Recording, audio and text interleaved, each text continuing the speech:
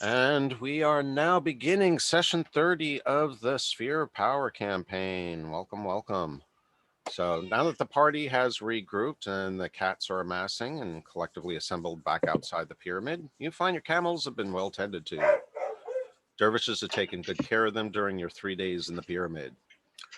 But they continue to show their appreciation for the waters of Athos are once again flowing from the Plaza Fountain, making their way southeastward, back into the parched desert.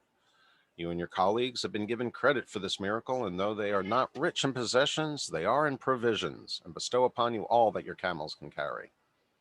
As the sun sets on this fourth day of Eliant, you make yourselves ready to resume your search for the remaining star gems. You now know these are the keys to Martek's secret tomb, which he had spread throughout this land almost a millennia ago. So at this point, until everyone else gets connected and joined, and we're almost there, make sure your characters are leveled. You've done any preparatory stuff. We're going to trigger a long rest. At this point, basically, they're just kind of lavishing praise and giving you a bit of an emperor's treatment and bringing platters of food, freshly prepared food, no less. So, there's some good selection. It's different fare than you're used to. It's definitely Arabian, but there's some lamb there, and there's lots of dates, and the lamb smells quite succulent, and actually it's a very, very rare treat. You know of it, but you certainly don't live off of it over on the Sword Coast. So, lots of drink, ale, wine. You guys can indulge if you so feel like. Hookers and blow. Oh yeah. Well, I'm definitely drinking some ale. Definitely concubines and opium. Ooh. Well, you just see this little house cat trying to drag this huge chunk leg of lamb towards the camel to stash in the bag.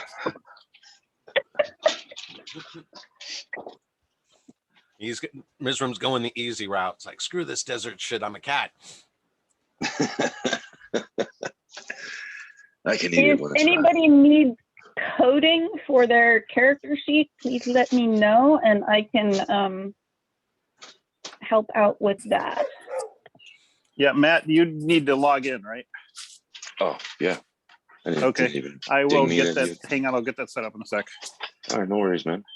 Awesome. My character will probably have to be released because my normal machine is otherwise occupied today. So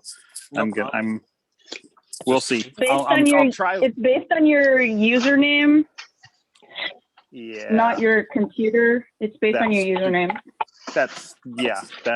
That still might be an issue. We'll see. Well, when you log in, if you can't see it, just let me know. I'll release it. It's easy enough.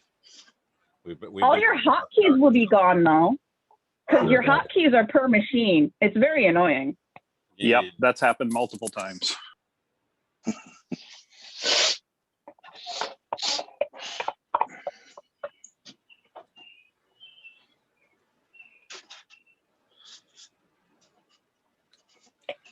Let me go let the dog in before it keeps barking.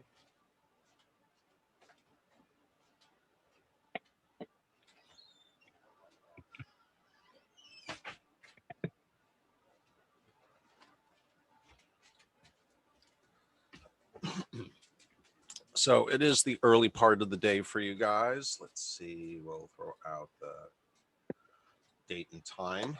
And yeah, basically your plan, or based on previous instructions, I'm anticipating that your plan is to kind of hang out, enjoy some of the being the center of attention until nightfall, maybe get a little rest in there, and then resume travel into the desert after the sun has gone down, because even at this hour you can feel that it's quite warm out there. It's like being in Sacramento at the moment. Yes, exactly. Or Oregon, according to my sister. Yeah, we're supposed to be 113 today. Yeah. Holy shit. Whoa. Shit, I think here in New York we've got weather that miserable people. It's pretty overcast and chilly.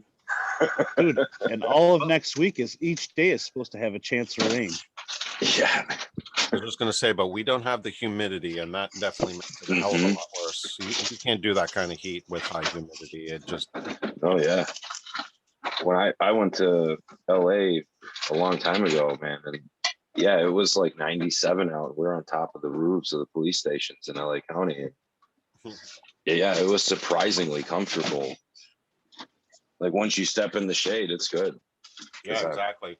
And then at night, I linger in the shade. and then at night, because of the low humidity, the temperature actually drops to sometimes even, I don't want to say chilly, but it gets cool at night. Well, you're Yeah. a thin-skinned geek, so everything to you is chilly. Except 113. True. I think at that point, I can safely say that I'd rather turn down the thermostat than up.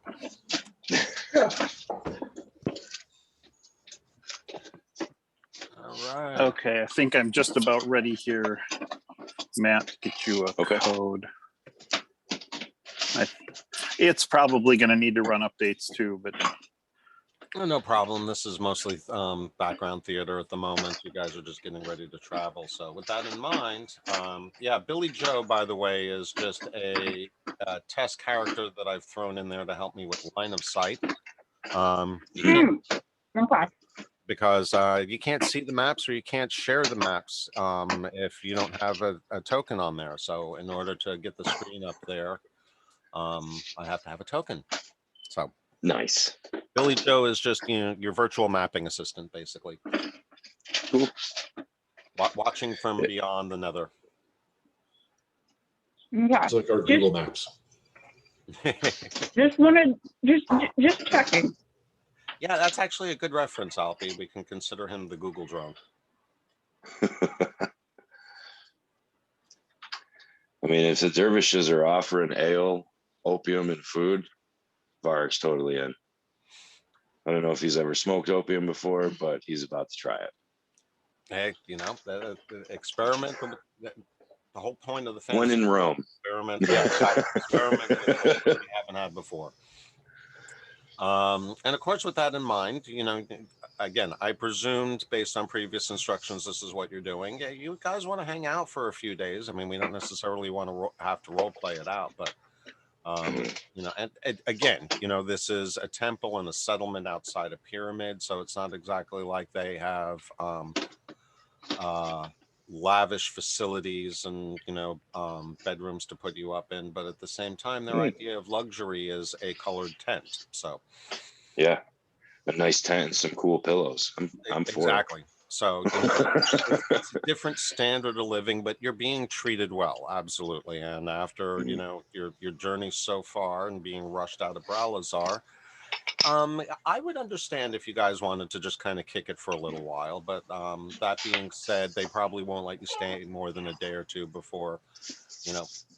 I don't want to say wearing out your welcome, but kind of encouraging you to move on. What's Yeah, that 'cause they saying want us to about house fulfill the guests prophecy. and what's that saying about house guests and fish? Yep. Guests are like fish. After 3 days, they stink.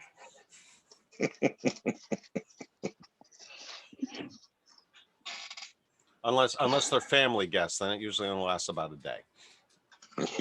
Yeah. Also dependent on whether they're direct family or in-laws. Oh yes, most definitely. True that. Though that does vary from family to family, I've noticed. You know, sometimes the in-laws are absolutely stereotypical, but I've seen enough families where in-laws get along better than the parents do with their kids. So. Very true.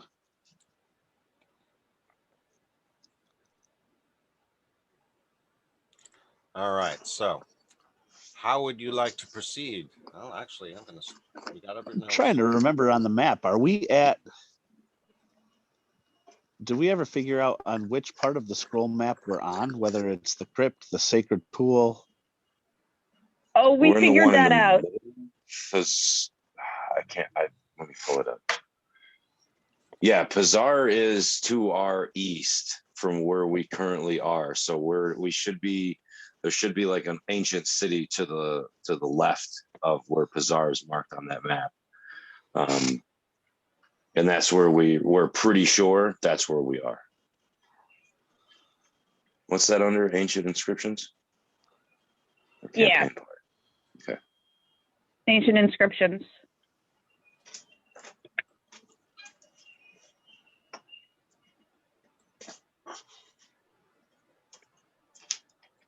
Mm, Yeah, Trebekar. We're pretty sure we're in Trebekar, and we were talking about heading to Bazaar. Don't want to be anal about it, but it is actually Turbicar. Trebekar. Okay. I- Potato, potato. Jeez Louise. Yeah, Well, I'm looking at Steve? like the original transcription, so it's TYRB hyphen AE hyphen K. Like, yes, so Alex. my bad. Yeah, sure. Keith, yeah, the overland map is now black. I can see the purple arrow, but I cannot see anything else. Your token on the map is There we go. fine. There we go. That'll work. The other thing you could do to get around this problem is to toggle on party vision and movement.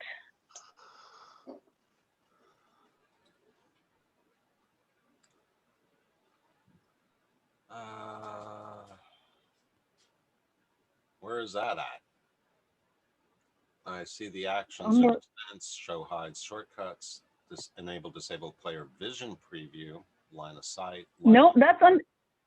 It's not on. It's not per map. It's actually a global option under options Thank you. Okay, so under token.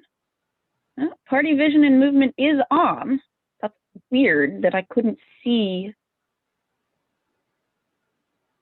You might have to add Billy Joe to party vision and move to party vision.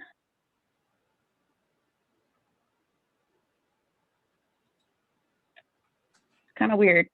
Oh, Okay, Matt, I'm finally able to share code with you.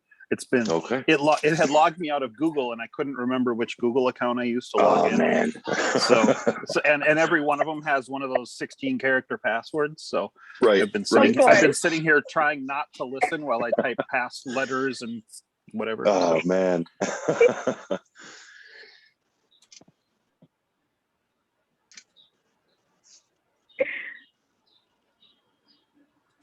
yeah. Okay. yeah, adding features always seems to add extra steps too, unfortunately. Yes, it does. But I can see now. And you basically all have the same view that is shared on the Zoom screen? Yes. Okay, good. okay, there I DM'd it to you, Matt. You slid into his Thank you. DMs. Yeah. All right. Everyone has cast any healing spells or done any hit dice that they want to? I believe so. I'm have actually not. still updating Fantasy Grounds. So yeah, not quite yet, but I don't know where I'm at on healing. I don't think I had that much damage. So I just want to make sure everyone's maxed out before you head on out. Honestly, there's no reason why you shouldn't be at this point. And That'll do in one hit die. That'll do me good. oh yeah, I need to figure out just how much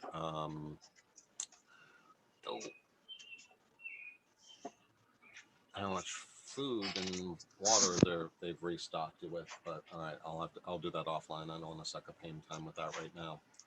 I don't. okay, there it should be connecting, Matt. I don't think we're going to run into anything today's session where you're going to run out because, excuse me, they're going to refill you. And presumably, as far as water goes, you're going to take your fill of the fountain before heading out. Mm-hmm.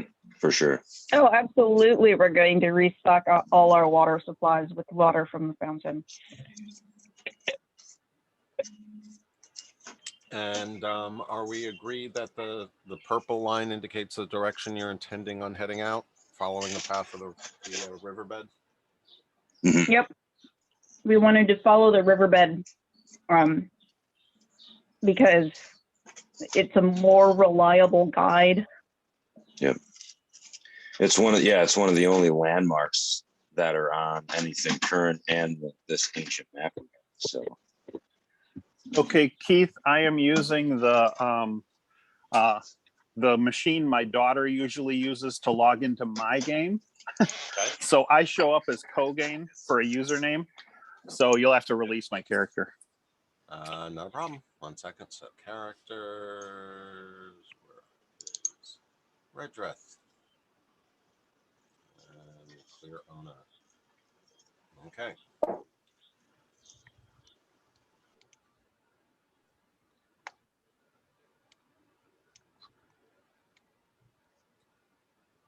All right. And I think with that, we've got everyone connected, right?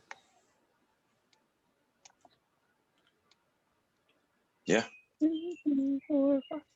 Yeah. Varric, you're still showing on the party sheet as level 5. Really? Everybody else is level 6. So I just want to make sure that you checked and made sure that you're level 6. Okay. Yeah, we did my aura last time, I believe. Let me just make sure that's in here. Yep, aura of protection. So I just have to change it to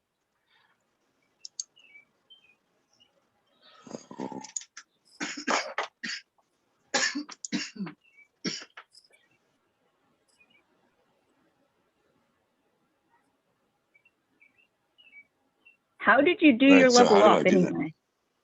I didn't.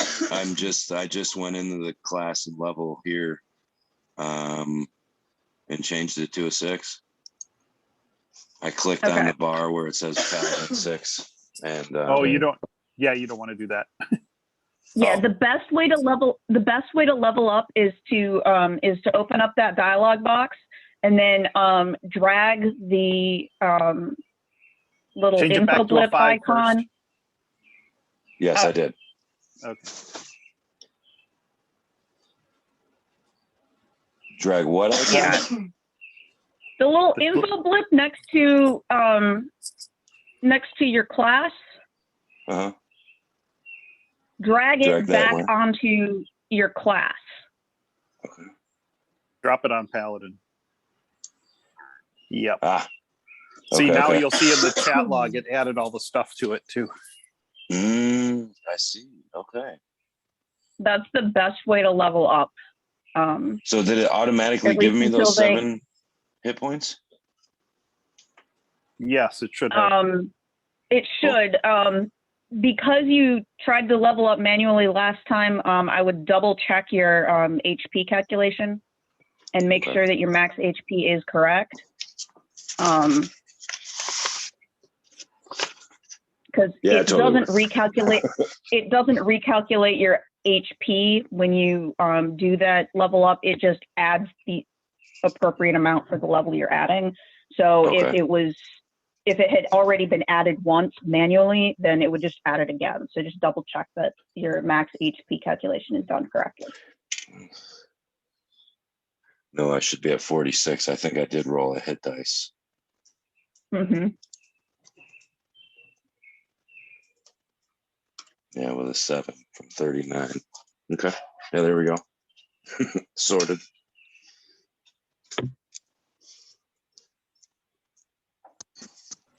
What's your con stat? My con? Yeah. +1. No, I mean, what's your total roll? 'Cause I'm For the hit surprised if you're points? only at. I got a 7. I'm just curious what your your con roll is a 7? Mhm. Oh, okay. His constitution score is a 12. Yep. Total. Okay, yeah, I'm curious because mine's an 18 and I have 64 hit points. I thought that was significantly lower. You might have what's your hit dice? Fighters have a D10, I think. Yeah. Yes. Yep. Paladins might only have a D8.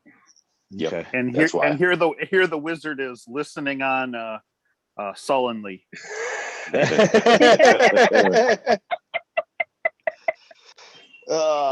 Yeah, I just thought that was significantly less than what I had, and I didn't think we were that far far apart. Well, that's the difference though with the fighter paladin is I have so much shit to buff myself in that regard.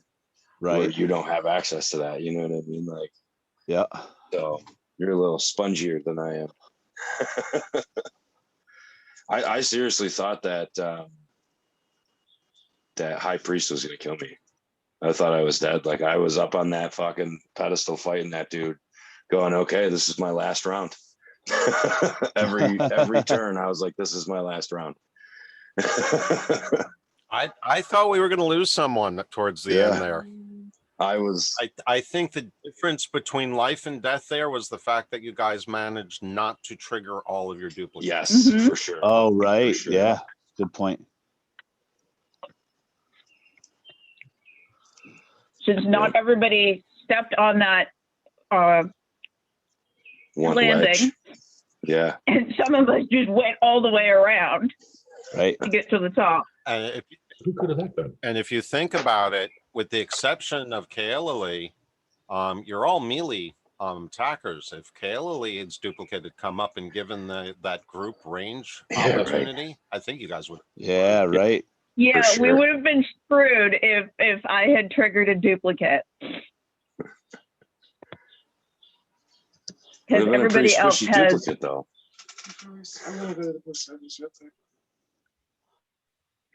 And another thing I think that it was critical too, which I'll share with you, which you probably were not aware of during the combat, but the combat notes or the strategy for whatever reason is that Munafik would not engage or do anything until after you guys had defeated the Pet Fist.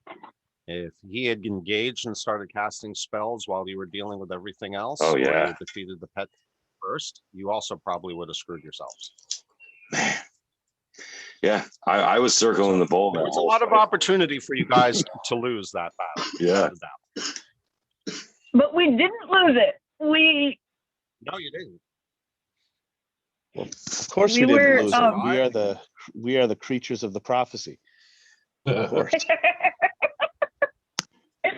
Hey, that's the rumor that's going to be spread now, apparently, at least amongst the Rorindi. Is that our group name, the prophecy?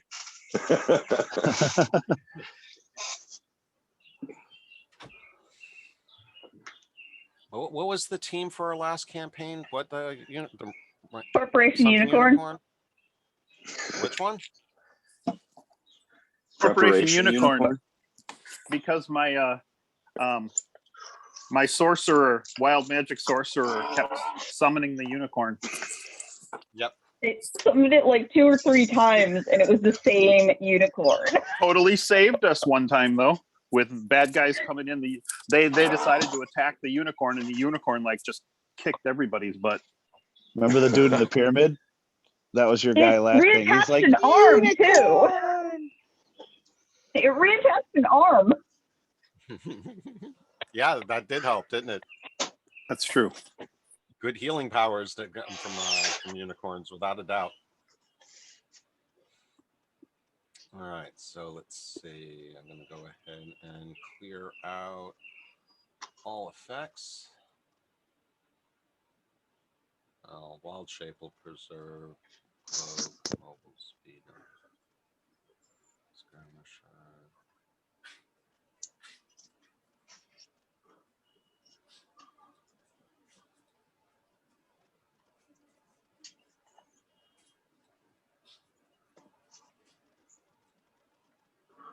Okay, I believe that's all the timed effects. We got those cleared out. And we're still waiting for one of you to check the box. And my wizard is very kind of more quiet and withdrawn and reflective on how squishy he is when he's trying to do blade singing. Getting up in melee range with everything is just not working out the way he was thinking. So he is kind of just pondering that. See, what you do is you get up in melee range, and then instead of attacking, you just dodge. I think the brothers are, I think you have melee weapons that the brothers are interested in too. So, if you feel like you want to relinquish anything, just let us know. You can just stay close to me. I do have an aura of protection. Well, well, Redrith is just reconsidering his life choices, we shall say. And the brothers may or may not have been speaking behind your back about, you know, the benefits of one having a sun sword and the other's interest in the other. I don't even care about the sun sword. No, I want the I sun want sword. the You want the shit. other one. Oh. But You your can have teammates all do in bring that up some, sense. do bring up a valid point. There are other tactics that perhaps you could be leveraging. One thing that actually I'm surprised no one's really used so far is the fact that if you're within 5 feet of each other, you can use reactions to help assist with a defensive position. So you know, if the wizard stays within 5 feet of the Goliaths, there's no reason why they couldn't intercept a blow, or at least attempt to. Yeah. Very Interesting. true. Yet on my other point, there's no real sense for that wizard to have 2 sources of light when I need one of them. Yeah, if you stay within 10 feet of Varric, you 5 feet. make saving throws. Is it? Oh, this is 10 feet. Oh, okay. No, I thought we were. There's It must be some- within 10 Yeah, feet your aura for the aura. Yep. And you get a bonus, my charisma modifier to your saving throws. So, oh, cool. A whopping +1. Yeah, plus ones make a difference sometimes. Seriously, yeah. You know, any of us that play online strategy games and RPGs, we know it's not the individual stats, it's amassing all of them that makes the difference. Right. Yep. All right, so we've got everyone checked. I'm going to go ahead and kick off the long rest. And that brings everyone's hit dice back on up. And we will, this will actually extend more than an 8-hour rest because you're going to wait until dark. And given the time of year, this is what?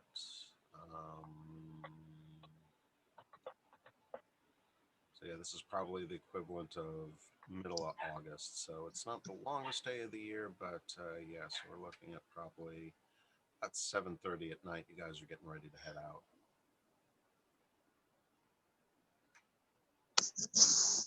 Oh, yeah. Okay. Dumb question time.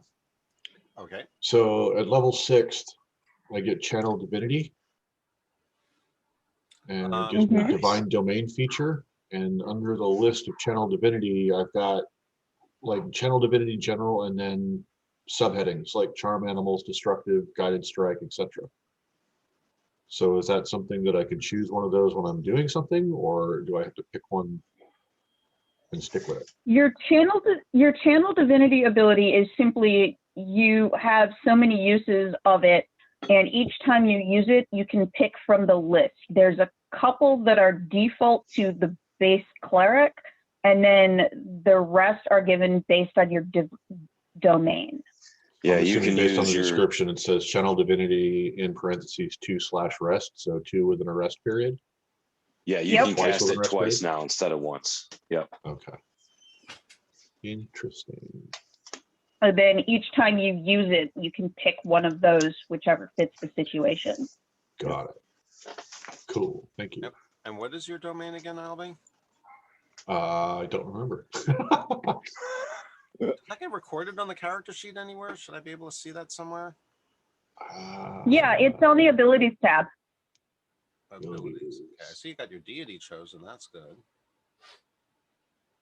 I want to say it's life, but I'm not sure.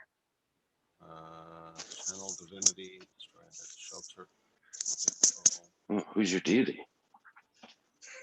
That's up to him to share.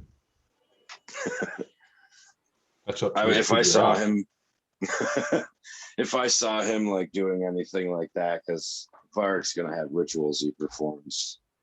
You know what I mean? For Tyr occasionally. So definitely surviving this, he's gonna bust out some candles of incense Oh, yeah. and just say thank you to Tyr.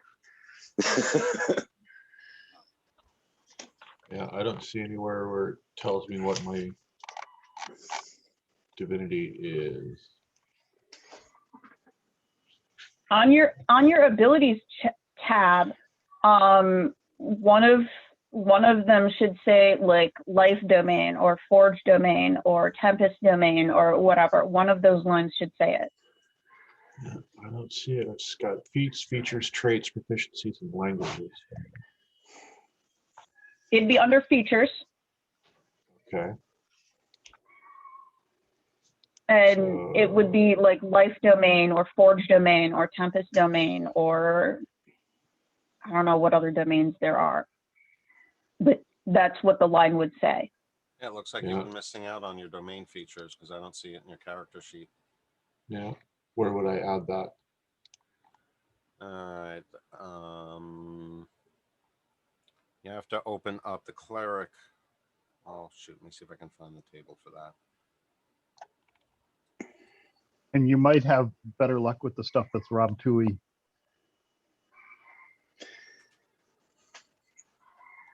I want to say that I saw a domain listed on your character sheet, Albie.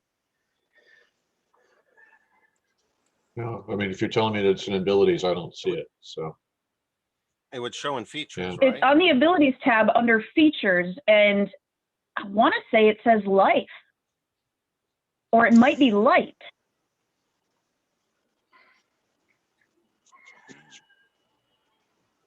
nothing that references either one of those.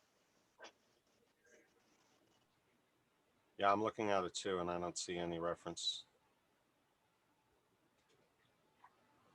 All right, so hold on a second.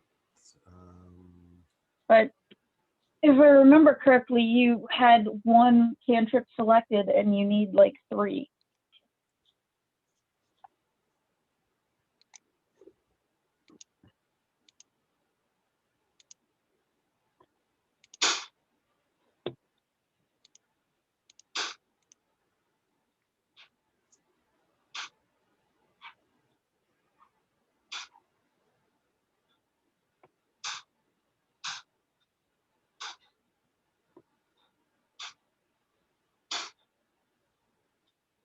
Yeah, I'll have to throw more cantrips in there.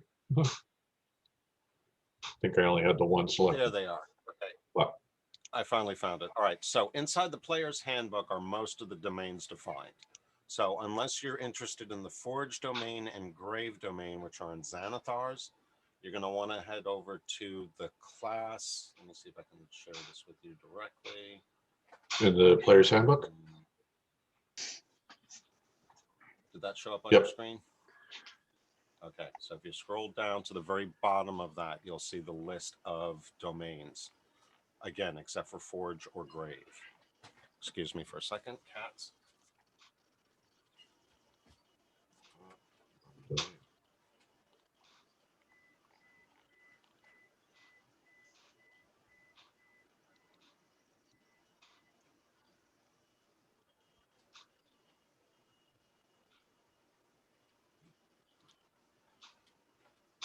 They've got a knack for getting into trouble when I'm preoccupied with work or gaming or anything else that requires my attention.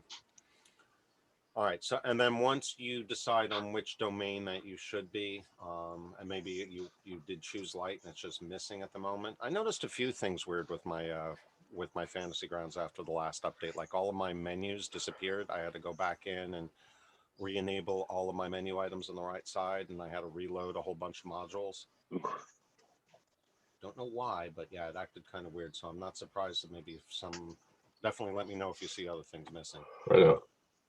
So yeah, going back to that, if you just want light domain or you want to choose one of the others, just drag the little icon over to your features list on your character sheet, and that should automatically update everything.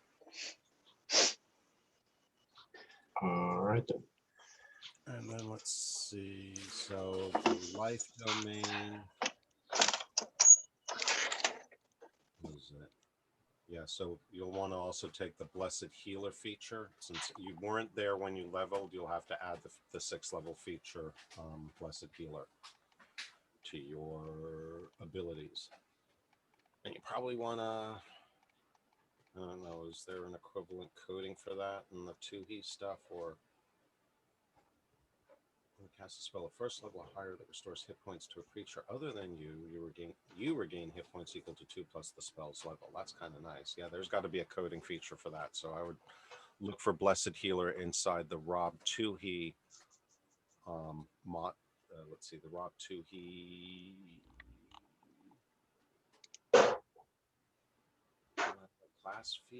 class features. Actually, I'm going to go ahead and do that. I think I can probably just bring it on over spells.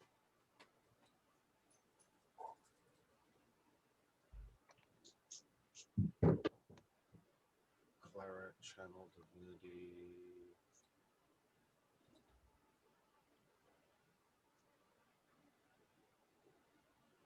Blessed Healer is not one of the ones that I'm seeing. Yeah, I don't see it either, unfortunately. All right, so yeah, you're going to have to remember when you cast healing spells, Albie, that you get some extra. Healing back. Yep. All right. But yeah, it is not. The Blessed Healer is now added to your feature list. Cool. You regain 2 hit points equal to 2 plus 2 the level of cast. Okay. Gracias. All right, and I'm sorry, folks, I'm getting interrupted by something else at the moment. So finish up your leveling, and we're going to take a short pseudo break. When I come back, let's have an agreement on direction, any preparation we're going to do, and without any other input, we're going to start moving you along the riverbank. Oh yeah. All right. I'll be back hopefully within 5. Right up. Mark's totally gonna be like, brother, have you tried this squishy white rock the dervishes gave us? It's very relaxing. And the salted pork is particularly delicious. Be right back.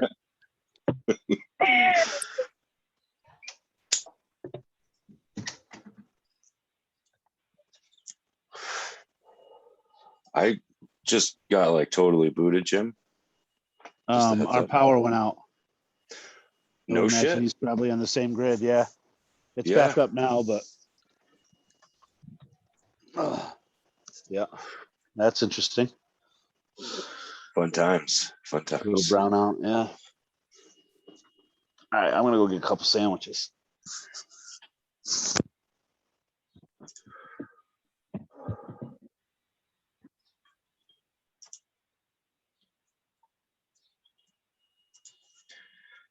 How many fucking spells am I supposed to have?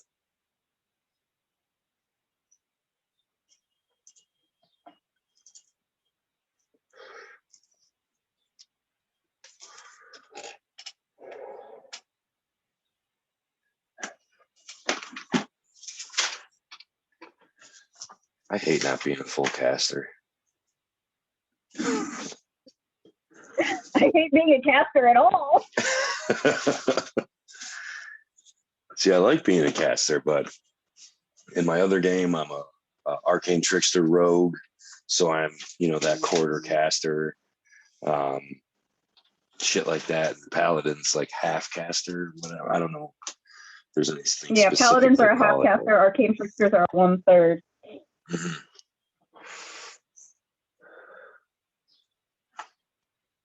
I dipped in with that rogue. I dipped into some death cleric classes. So I'm more magic. And I gotta say, being able to land sneak attack with an inflict wounds. Or no, I can't sneak attack with inflict wounds. That's right.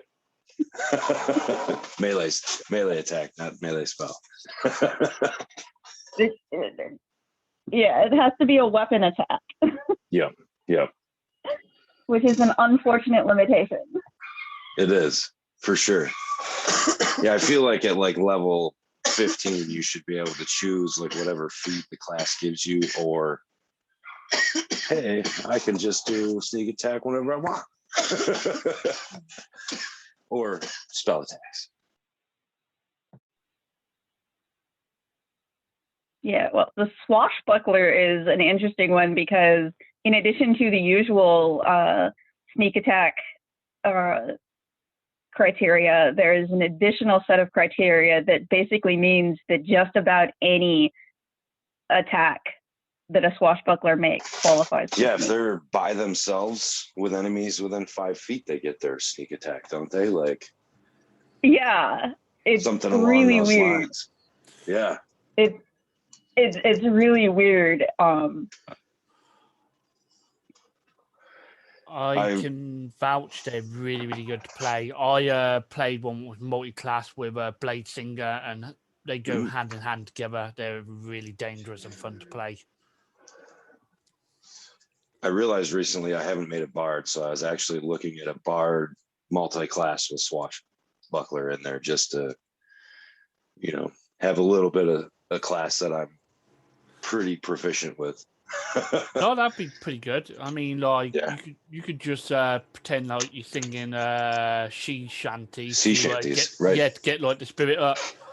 For sure. And I haven't made a pirate yet, so I was like, well, I've made pirate like NPCs and shit, but not like an actual character that could be considered a pirate. So I was like, fuck it. Yeah, that well, I was playing in Ghost Saltmarsh. I was playing a pirate, Japanese female pirate called Tea Leaf, and she's a swashbuckler. Like I said, Blade Singer.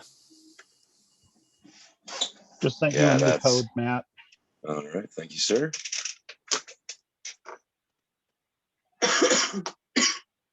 Yeah, the power went off for about 30 seconds here, just enough to kill everything. Right. Then it came back on.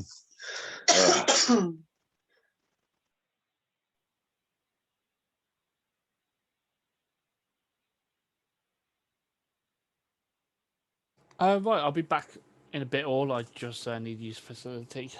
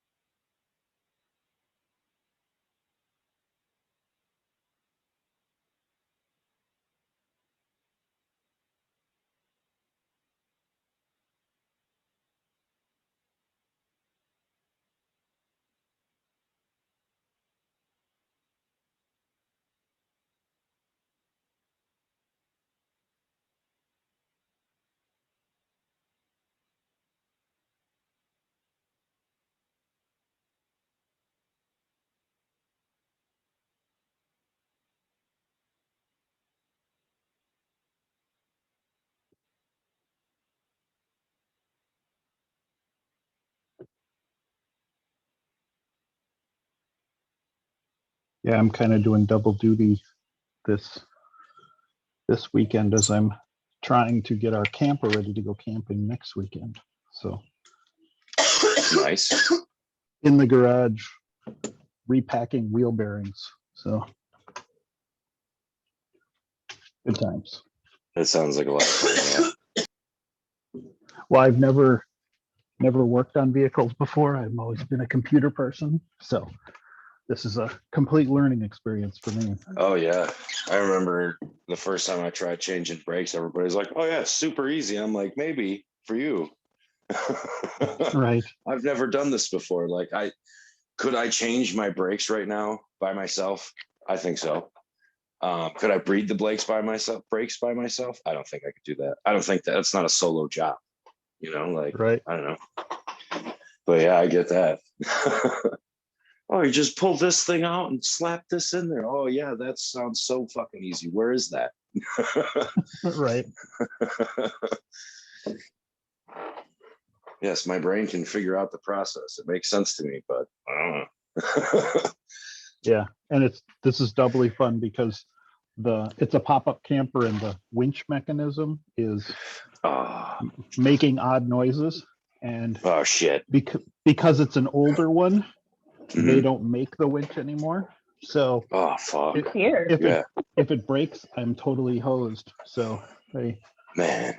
that's my next thing I have to figure out today is why that. It worked perfectly fine, 3 years ago when I restored it from the frame up, and Man. brand new walls and everything, and fixed it, sealed everything nice and stuff. Worked perfectly then. Now it's making all kinds of noise, and all it's done is sit in the garage, not even out in the elements. So No shit. yeah, so I have no idea Wow. why it's making the noise that it is. Hopefully it's just one of those, it's just because it's sitting. Once you maybe throw some oil at it or something, it'll be fine. Right. Yeah, yeah, exactly. That's what I got to figure out. Right. It's mad Yeah, at you we've for been letting it sit in the thinking about garage for 3 years. Exactly. Yeah. Some dust Yeah. in the joints and shit. Here's hoping. Yeah, we've been thinking about a pop-up and stuff, because that's you can go anywhere with that. Like the big RVs are fucking solid. Yeah, it is nice because it folds down. It's only about 4.5, 5 Right. feet tall when it folds down. And I've just left it in the back of the garage because then it's completely out of the elements, and it looks just like it did. I've got marine grade plywood on the floor now instead of the crappy OSB they had before, and it's just solid all the way around. So That's awesome. Sleeps all 7 of us. So no shit. Cool. Yeah. In a pop-up? Yeah. Wow. Yep. I had to retrofit our new car to be able to tow it. And no so yeah. Yep, that's been my last week That's of my awesome. life. See, that's what me and my wife were talking. I was like, yeah, how are we gonna, the girls might still need to stay in tents if we get a pop-up, because there might not be enough room. And there's 5 of us, but damn, that's good to know. Yeah, this one's a StarCraft Space Master, which has a slide out on the side. Okay, it comes nice. out, and so you can do 2 people on each bed and 2 people on the slide out, and then 1 person. There's a little couch area that has another one, so we were able to get 7. But almost awesome. any of the pop-ups that have a table that folds down, you could easily get 6 people in one of those without a problem. Yep. I was gonna say I slept in. They're a lot lighter position without the slide. So. Yeah, she wants a Jeep, so once she has a Jeep, I was like, well, that's a perfect vehicle for pulling a pop-up. Just make sure that you get the longer Jeep with the 4 doors or something, because that'll have a little higher towing capacity. Like my Bronco I've got to restore, that I've got sitting in the other slot in the garage. That one only has a towing capacity of like 1,200 pounds or something, because the wheelbase is so short. Yeah. Oh, okay. The new Bronco, the new Ford Broncos, they're that seat 4 people or whatnot. They've got a longer wheelbase and they're a bigger vehicle, so those will pull 3,500 pounds.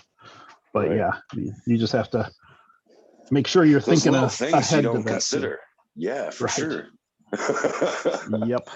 Shit. Yeah. All right, so I'm back and ready to go as soon as we click on all of the. I'm back also, but for some reason, the little clicky device in chat is not registering on my end. I do not know why. Same. It's giving me the hand, like I can pick up the whole thing and not the arrow to check it. Yep. Really? Yeah. Yeah. But I already checked mine, but if I pick it up.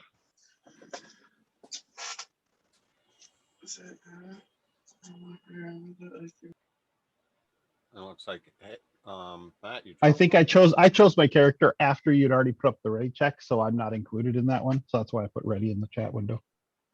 Gotcha. Strange, and there we go. Yeah, Hig disappeared there for a moment. All right, I'll just presume we're all ready. So I'm ready. Yes. Okay, so the desert beckons forth. You've got the camels; they're fully resupplied, and you're deciding to follow the the river, which now seems to be filling in the channel of the old riverbed. And definitely gives you a good sense of direction to follow. So, and the camels give you a decent amount of travel speed, which is definitely very helpful. So I'll continue. Quick question. Yes. If the river's flowing, how do we have a river bed? Will we just be following the river? It hasn't or they- filled back Riverbed's in. not there anymore, so you're following along it presumably instead of, leading the charge of the new torrent. Yeah, we're not walking in the riverbed. We're following along next to where it was. The reason I ask is because I'm curious. If we've got flowing water, then we shouldn't have to worry about water rations per se. It's still a good idea to top them off anyway. And then as long as you're near a water source, then you use the water source instead of your stored water, or you use your stored water and immediately refill it or something like that. It's still a good idea to top it off. That's true. At some point, we may want to split off from the river.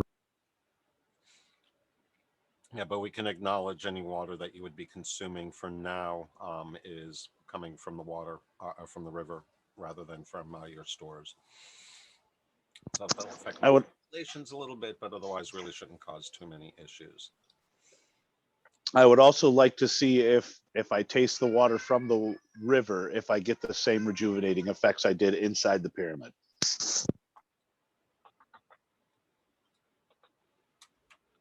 Ooh, good point.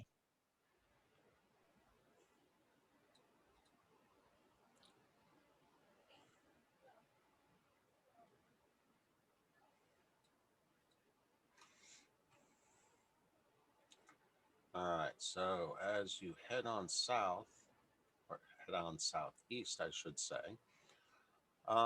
shortly after midnight, you actually see some motion approaching you in the distance. I'm sorry, shortly before midnight, not after. You may have been distracted, Keith. I'd like to taste the water from the river to see if it gives me the same rejuvenating effects from inside the pyramid.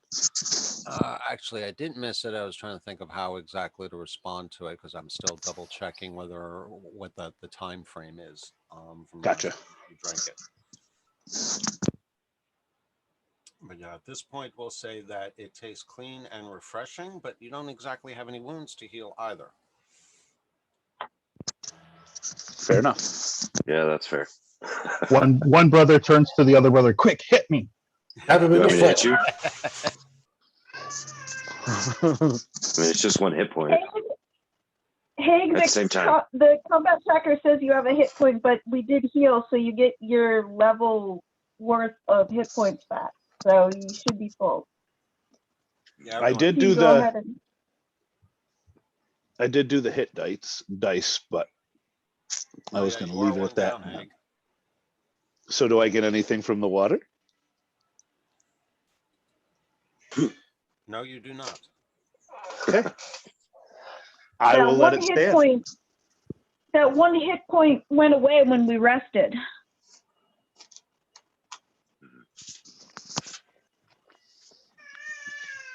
Oh, he also has the most hit points, I think. I think I do. Ms., Yeah, he does. Ms., why do you only have 2 hit points? Because he's in cat form. Oh, mini cat form.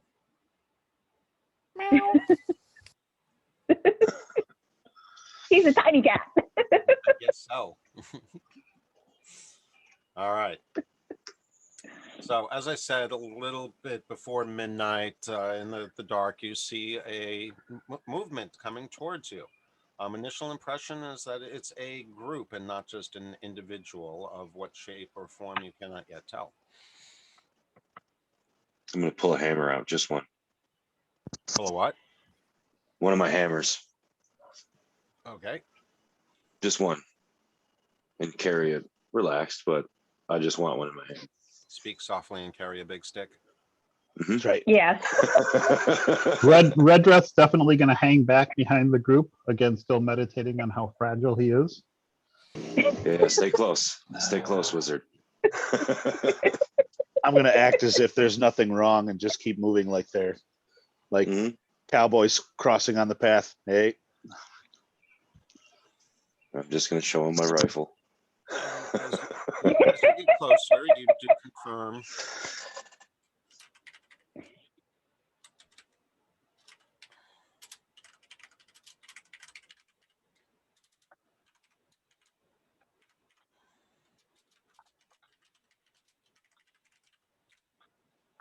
As you get closer, you do confirm that it appears to be a group of humanoids.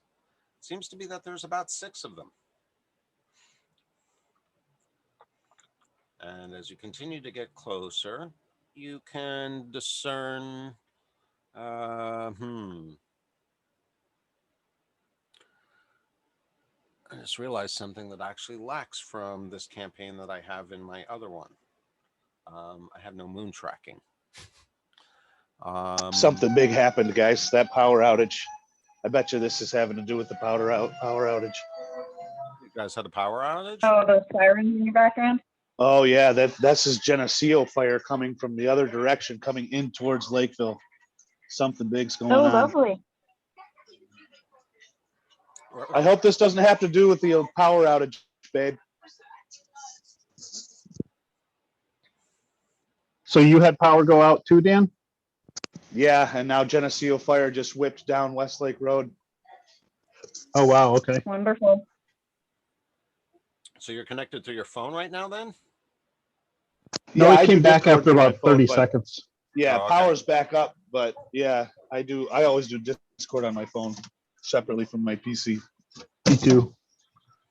My PC bog's pretty bad when I'm using fantasy grounds.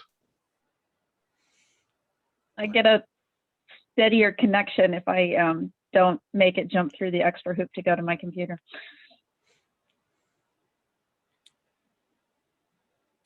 Anyway, You know, there's the air show in Geneseo too. I hope there wasn't a plane that went down.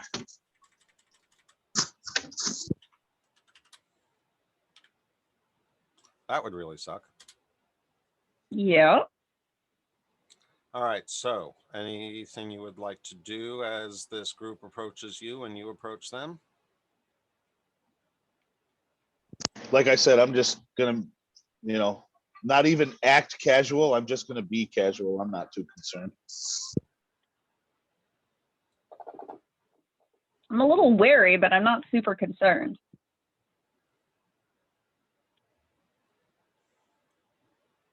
And perceptive as always, Kaylee. Jeez.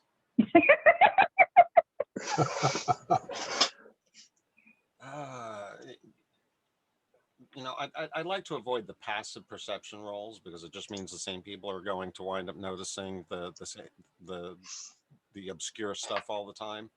But it doesn't matter. It seems like Kaylee is still the one that notices all the obscure stuff. Sometimes Miz. She's an archer. It happens. I've got +10 to perception. What do you want?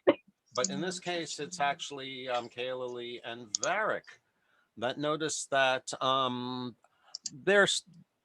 their walk isn't straight and steady. And as you get closer, you kind of realize that a few of them are limping. One is holding another on their shoulders. There's like 2 mounts that are trailing behind them, but obviously not enough to carry them all. And you can see actually one of them is on the mount. So your count is correct of 6 individuals, but they're obviously wounded and or injured from something. And as they get closer, you seem to notice them well before they notice you and seem a little startled when they do apparently notice you, probably about 150 yards out. Do we recognize them? Is this any group we've come across before? You're not close enough to recognize them as individuals, at least not at this point yet, but you do recognize their clothing, and apparently they are among members of the dervishes. Oh, well, we can help them Yeah. if we wanted to. Heck yeah. I'd offer water, but there's a river now. Well, I've got some lay on hands, and I'm sure Fekish has some magic he could pull if we wanted to and find out what happened. And I don't know. Maybe it was Yeah, that big turtle thing we saw. bind up some wounds. Yeah, offer assistance. So, as I said, they seem a bit wary approaching you, but you express yourself, well, except for the hammer that's sitting out, which isn't too unusual. I mean, people are armed, and, you know, it's better than having a concealed hammer. Mhm. But yeah, they eventually walk up to you. Who's going to speak primarily on behalf of the group and offer the assistance? I'll look around. I'll do it. I don't care about. Gary, our highest Don't- is are Varric and Feckish. I was gonna say, don't ask Haig. Bad things will happen. Send the cat. Now, even the cat has less charisma than you do. Really? Yes. How is? No, not less than That's- Haig, but less than Feckish. No, I'm saying it can't be less than Haig. I have a 5. Wow. Yeah. I'm I'm gonna sorry, walk but up I to think him. that just qualifies as he's an asshole. Walk up and go, what the fuck did you guys stick your finger in? Yeah. I just imagine in this scene, he's like the jumpy cop. He's like, get on the fucking ground. No. He's a fighter with Tourette's. Oh, I'm epic. dealing with too many of this. Too much bullshit. That probably wouldn't go over too well in a politically correct group, but I'm so glad that we're an open-minded gathering.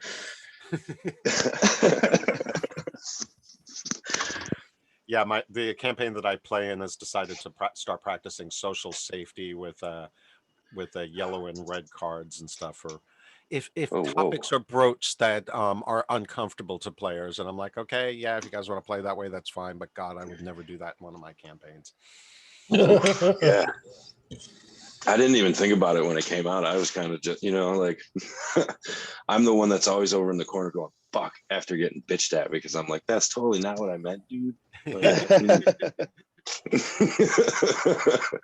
Now, the object is not to collect as many red cards as you can in a session. Yeah, no kidding. No kidding. But I mean, seriously, I mean, you're not supposed to be experiencing comfortable scenarios when you're adventuring as, heroes of fantasy. Right. Right. Getting stabbed by a sword is not comfortable, but we're not going around recommending that everyone gets stabbed by a sword. So, Right, sorry yeah, if we yeah. talk about, racial inequity or sexism or conflicts of Mhm. faith or whatnot. What else are you going to Sure. do with a fantasy game if you're not exploring these things? And honestly, For sure. forgive the rant, but quite honestly, I attribute D&D to what I consider my appreciation of the racial issues and the religious issues. Because when I played as a kid, I was exposed to a lot more real racial tensions between dwarves and elves that made a lot more, Yeah. not real in the sense that they occurred in the real world, but they made a lot more sense, and they were based on legitimate reasons for hatred that make the human differences between our Sounds like it religions was a and our poll, 'cause cultures they said just that- Sounds like it was having something to do with an accident or a poll, because they have said they needed on put those out. Niagara Mohawk to be notified about the poll. I'm gonna give her. I love having the control of the mute button. But yeah, that was probably a valid interruption to what was turning into a political rant. So back to the game, folks. Agreed. Yes. On both counts, yes. So if Feckish is down to like help these dervishes out, I mean, they helped us out quite a bit. And yeah, as the If paladin, nobody else speaks up, Kayla is just gonna offer to start bandaging wounds and stuff. But if Yeah, somebody the else three- wants to speak for the group, that's fine too. Yeah, I have no problem walking up and just asking him what happened, and then the first guy I walk up to, I'll just give him 5 hit points from my lay on hands. Yeah, offer assistance and direct them to the camp that we just left. okay. Ask if So- anybody's poisoned or anything like that, because I can clear that up too.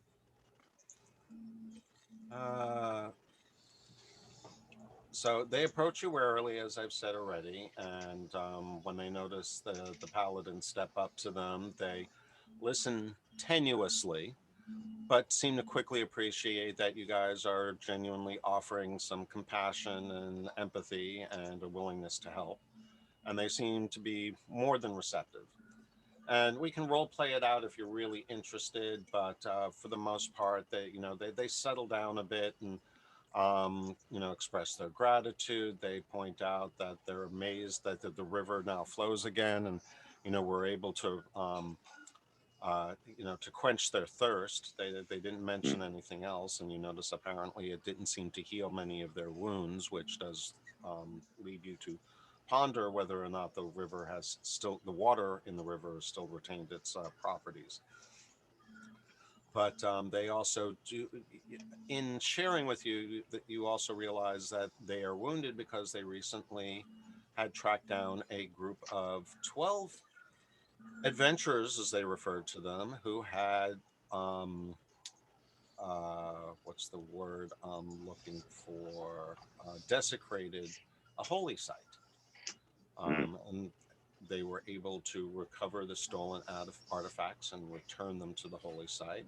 And apparently, the 12 that they went after now lie dead somewhere. They are notably apprehensive or purposely evasive in telling you any specifics about location. But otherwise, they seem to be willing to tell you just about everything else other than the name of the holy place. Well, I'll tell them that we're the one reason the water flows. Like we made that happen. So we're like on a quest to like stop shit like that from happening right now. So any information would be useful in our investigations. So your perception of their response is that it's obvious that there's some disbelief. Yeah, right. You guys restored the river. Okay, if you say so. Some of them are going along with it. You get the sense that maybe one or two of them genuinely believe that you might be the ones that have done so, especially given your kindness, which apparently is not something that they're used to in this land. Probably compassion for people of different castes are not freely expressed, is your impression. So they're receptive to you and they're kind to you, but if you try to pressure them, they give you more of the sense that, yeah, we'd love to tell you where, but we're kind of forbidden from doing so. Okay. Are they really dervishes? If I tell you, I'll have to kill you. Yeah, that kind of thing. Could this be a group of people who got fucked up by the dervishes and stole their clothes and are trying to go steal more stuff? Go ahead and roll a perception check or an insight check, actually.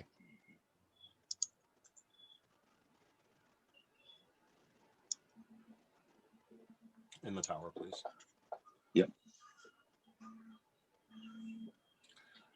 You feel that they're sincere. Okay. Cool. Yeah, and yeah, I'll tell them. The wounds are definitely genuine. So anyone who is offering them any kind of healing or help, please appropriately mark your update either your spell slots or any inventory that you may have used. Obviously, I don't expect you to expend yourselves, but should something else happen before your next rest, I want to make sure it's appropriately noted. I'm just going to ask if anybody's poisoned and just, if anybody's poisoned, I'll use a few more hit points, but I'll use half. I have 30 now, pool. So I'll just use. None of them have any reason to believe that they're poisoned, and you see no indication of anything on and of the wounds that you've seen that indicate there was anything else there. You don't see any kind of necrosis or spreading out of the arm or out from the injuries that you see. So for the most part, you feel, and as they said, they were going up against adventurers. It wasn't like they were going up against orcs or assassins or goblins that use poison tipped or poison laced weaponry and blades. So yeah, everything that you're listening to and seeing is pretty much on the up and up. They took a beating, but if they, this group of 6 took out a group of 12, they you realize this is a pretty impressive group in their prime. They Yeah. put formidable. They're competent and nothing's life threatening as far as their injuries are involved. Excellent stated. Yep. Yes. Cool. Yeah, I'll use, hit a few of them with some hit points just to, On a good day, they could stop probably any kick our bleeding. collective asses. See, that's On a good as day, soon I as would he say said that, that's- I was interested. Yeah, that would be fair to say. Fight Club. Someday we will have non-lethal martial combat together. So if there's nothing else, shall I presume each of you are going to head out on your own way? Yeah. Yep. All right. So zooming back over to here. Let's see. Let me expose a little more of the map.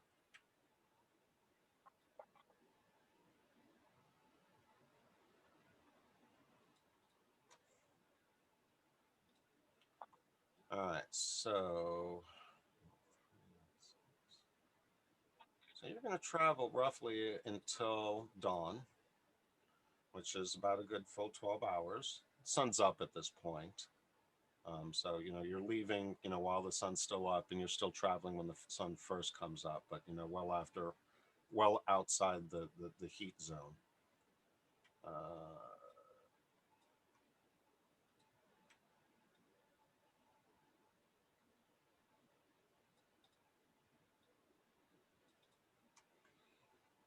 And so you end up actually where you see on the map about the time that the sun is beginning to beat down, and you decide that it is time to set camp.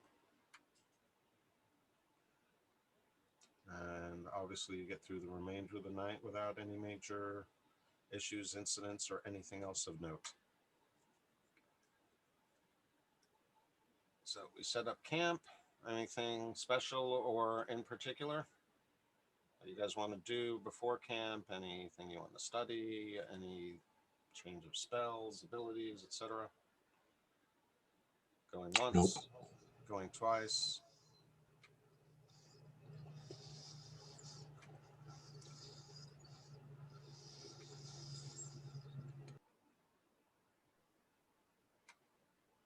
And let's see.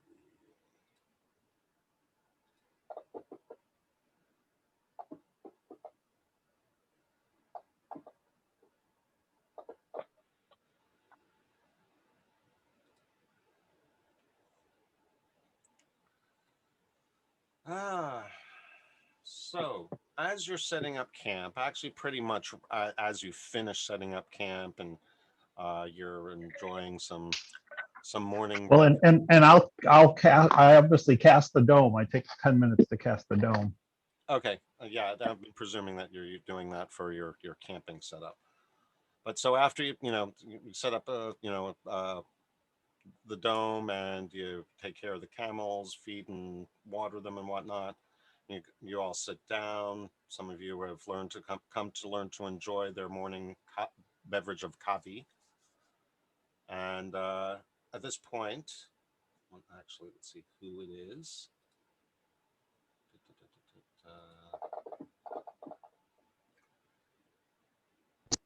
For any of you guys who care, it sounds like it is a plane crash. Oh, The pilot is being given the choice of where he's going to go as far as hospitals go. So I think he's okay, but I don't know what the extent of the damage is. big plane or small plane? I don't know, honestly. There's a lot of different aircraft that show up to the, I mean, nothing, it's not a C-130 or anything like that. It's, it's a fighter plane or something like that. Most of them are like World War II aircraft or that kind of thing. Right. Well, glad the pilot sounds like he's going to make it if he's conscious enough to make a choice. So prayers to him.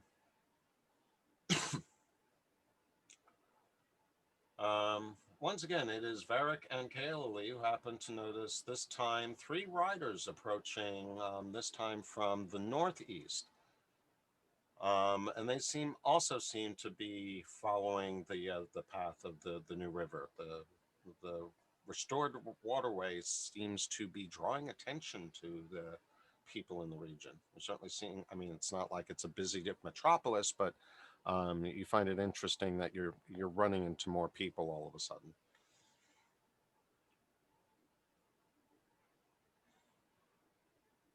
And what do these three riders look like? My character is still sitting in the dome. Obviously, if I come out, the dome goes away. So Once again, more of the locals, the Warindi.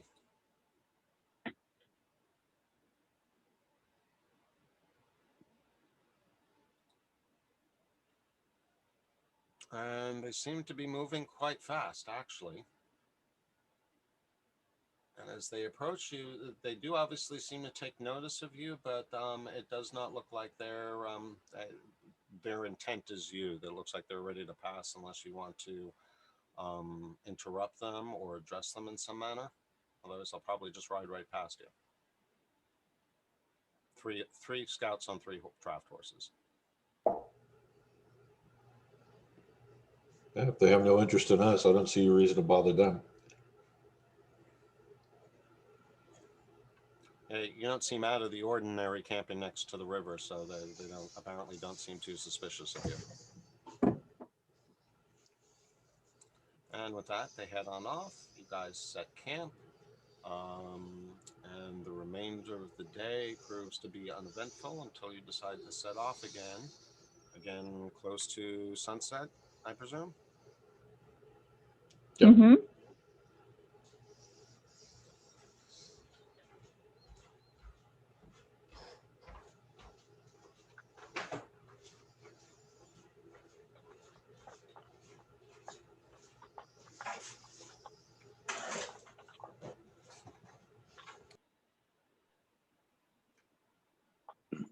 Hey, Jim, the share session ended. My bad.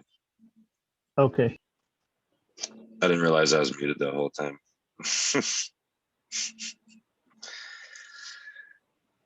All right,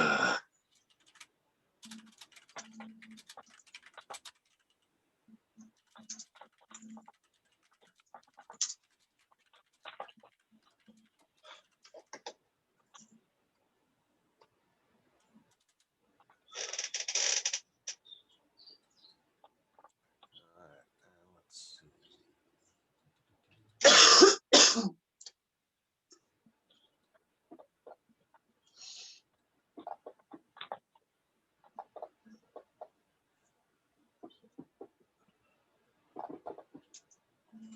Dice.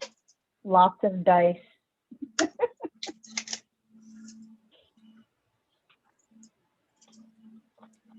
All right, so which way are you guys heading? Follow the river? Yep, we're looking for a fork in the riverbed, right? Yeah. So yeah, have we? Yeah, it doesn't seem like we've hit one, so we're just going to keep our eyes peeled for a point where it looks like if the water hasn't filled in yet or anything like that, if it would fork there or if it is flowing through there, yeah, we're going to follow it up and around. Right? Sounds like a plan. So let's see, we're going to expose a little more of the desert.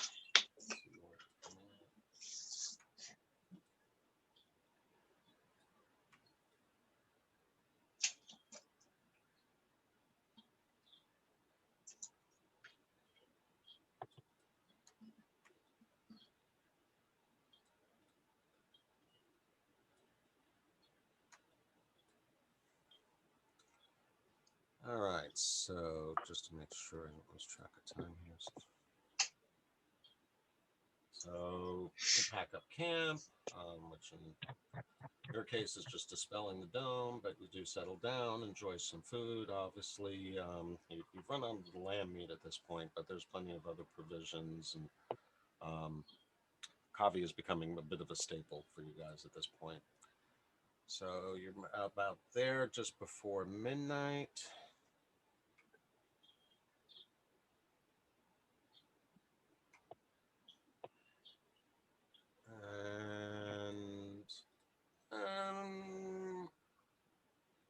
about an hour or two after midnight, as you're following the riverbed, you finally come across again one of the posts to the Sand Voyagers Trail. If you'll remember, they had these flags that are set up about every 5 miles apart. 5 to 10 miles Mhm. apart.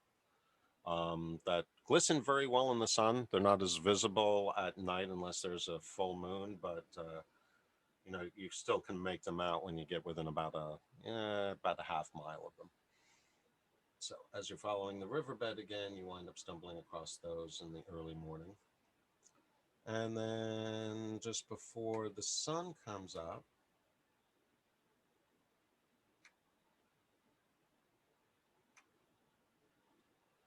make it over to here.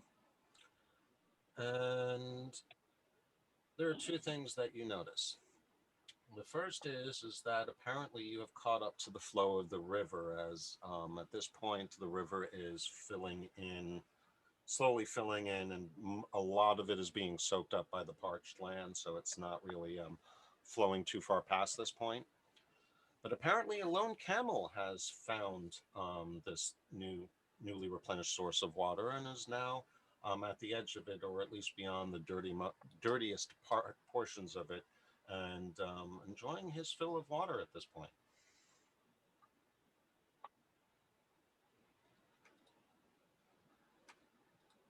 Is he skittish if we approach? Depends on how close you're talking about. You seem to be able to get within about 100 yards, and he's not worried about it. But if you want to adventure closer, I'm going to do some rolls. Do we notice any harnesses on him, or does he look wild? He does not appear to be domesticated.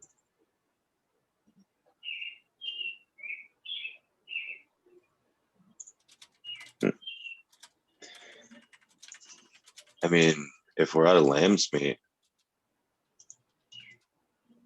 no. I don't know. I've never had camel myself. Tastes just like chicken. I don't believe that's true. Though most things, there's a reason why they don't get eaten over there. Yeah. I gotta imagine Yeah. it's probably like horse meat. Yeah, Right. I guess. Mhm. I mean, we could use an extra camel because Oh. we have one more rider now than we did. Well, Good point. yeah. Who wants to tame the camel? But I'm gonna look at the cat. Ironically, this is the time when we say not the druid. Yes, yes, that would be the right answer. Oh, it's not like we're desperate for another camel, but you know, we could use one. yeah. The camels just carry all our shit, right? Like we can't even ride them. The Goliaths can't ride them. So yeah, that's All right. So my first question is, who has animal handling proficiency? No, it ain't the Nobody. druid. Not the wizard. Not the druid. Nobody. Definitely not the druid. No, me neither. nope. I have a plus Unless 2. the cleric has it, I don't think anybody does, because we determined early on that none of us have animal handling. Cool. Nice. Just to Yeah, I let you could go know, like bongo that thing. I am hiding in a backpack, pretending to sleep, so that they don't need to drag me out there to do work. Oh, come on. That would be so Curled cute. The kitty trying to charm the camel. Come on. You got the makings for a perfect cat video. Getting spit on by a camel. Well, just Or more appropriately, a camel spitting a cat. Yeah. Or what's Well, left of it. just to let you know, if that does happen, I'm gonna pick one of your legs to rub myself on. Oh. I'll just wipe it on Haig. All right, so we're going to attempt to tame the camel or coax him along, or are we just going to let him be? I mean, I could go non-lethal, go knock it out, and then we just tie it up with some ropes and then sort it out once we have it like roped off, you know? Well, don't forget, we obviously carrying a food supply to feed the camels. So we might be able to entice it with food, because there's obviously water in abundance for the creature, but it might not be food. So it might be a little bit on the hungry side. Send one of the camels to talk to him. We've got plenty of camels. Try to persuade. I mean, I'm proficient in persuasion. I could be like, camel, go tell that camel to come with us. I can't do that. I can attempt to approach it and make friends with it with some food if you want. What's your animal handling? Like just base? I got a +2. Is anybody better than Beckish and I have the best animal handling. We've both got a +4. All right. Yeah. Hell yeah. Give it a rip. Fuck it. Let's go try to seduce a camel. I'm not seducing the camel.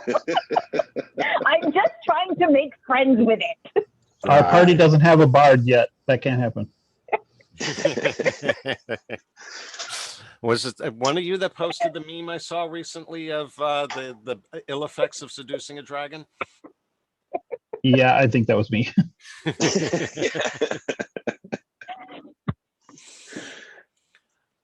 All right, roll a check then. Let's see how this plays. Yes.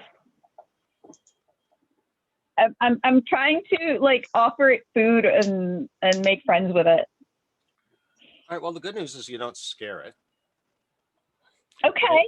It does take notice of you. It looks up at you. It sniffs. It snorts, but it doesn't spit, and then resumes drinking.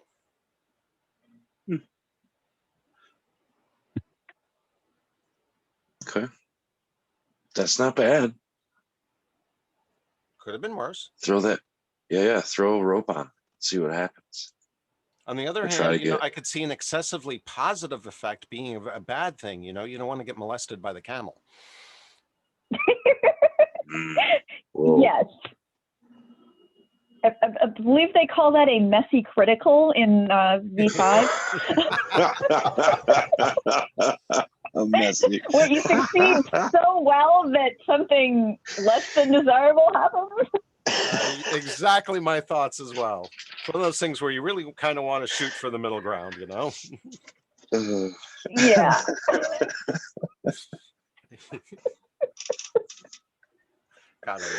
Yeah, no messy criticals. So yeah, it's still drinking. You can try to do something, do it again, or do something else. But yeah, it's obviously not perturbed. Yeah. I turn back and look at the party like, now what? Maybe we just let it be. I mean, if Feckish wants to ride a camel, he can.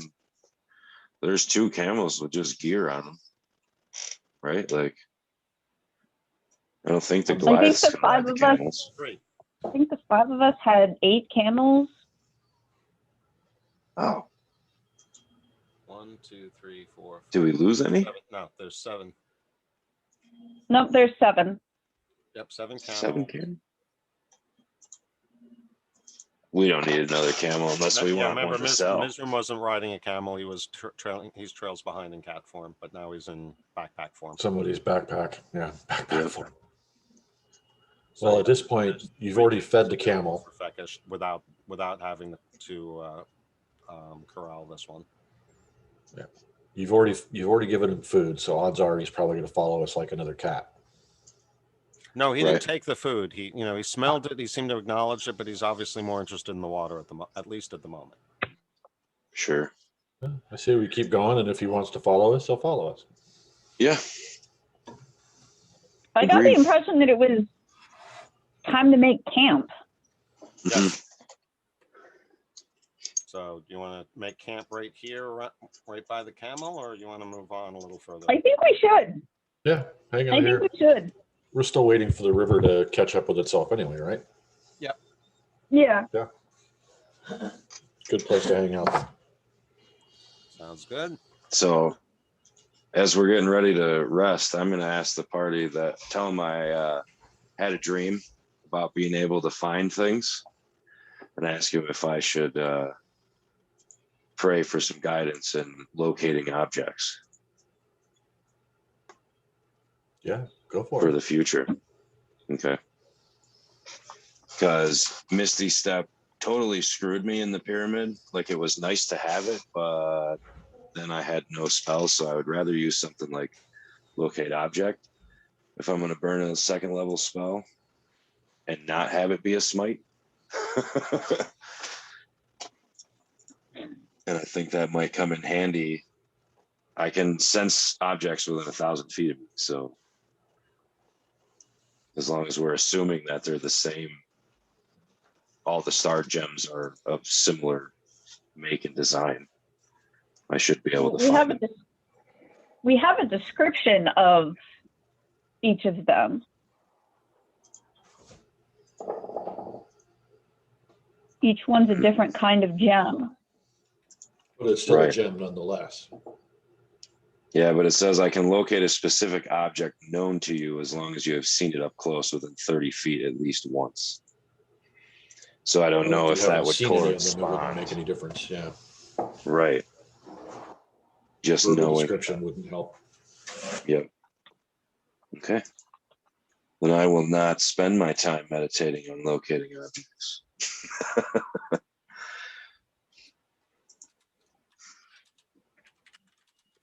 I'd like to attempt to, when I'm not like long resting, because I think we rest for a little bit more than the long rest requires. So I would like to try again and make friends with the camel, unless it like wanders off while I'm resting. Oh, now you want to make friends with the camel. Well, if it's still here, why not? You know, I would assume if Exactly. our camel's laid down, that one might come join the Yeah. other That's my camels thought. resting. Well, Yeah. there's a slight change of circumstances that might play into this directly. So, first question though is as you guys are setting up camp, shall I presume that you are setting a fire to cook or make more coffee? Yeah. Yeah. Okay. So as you do so, and as the sun comes up, you found the camel just as the sky was getting light, and that was when you got to the edge. Mm-hmm. So, you probably would have traveled another hour or so, but you're stopping now because it just seems like the right point. You're waiting for the river, and the camels obviously got your attention. So as you're setting up camp, and just before the sun actually comes up over the horizon, you feel a cold front blow in, and it gets remarkably chilly, as a matter of fact. So much so that it actually leaves a thin layer of frost on the ground. And when that cold front... What was that, Alex? I just said, oh, fun. Yes, definitely something a little different, especially, for after the time in the desert. But this seems to obviously unnerve the camel more so than your presence, and apparently takes a liking to the fire. So as you guys are sitting around the fire and you feel the cold wind blow in, and if you make comments of, especially the Goliaths, they're like, oh, it feels like a mountain wind. Where did that come from? Yeah, I'm going to take all these robes off and just kind of chill. You're like, oh yeah, this feels nice. But then the camel starts approaching, and you can tell he's interested in the fire, and he probably gets within about 15, 20 feet of you guys. But, he's still not sure of, whether or not he can trust any of you. But you can see him looking at the fire and then looking at the two closest members of the party. So with that, that's probably the opportunity you want to take advantage of, Kaylee. Yep. All right, so this time let's go ahead and do another animal handling check. This time you can do it with a +2 on the roll. Cool, cool.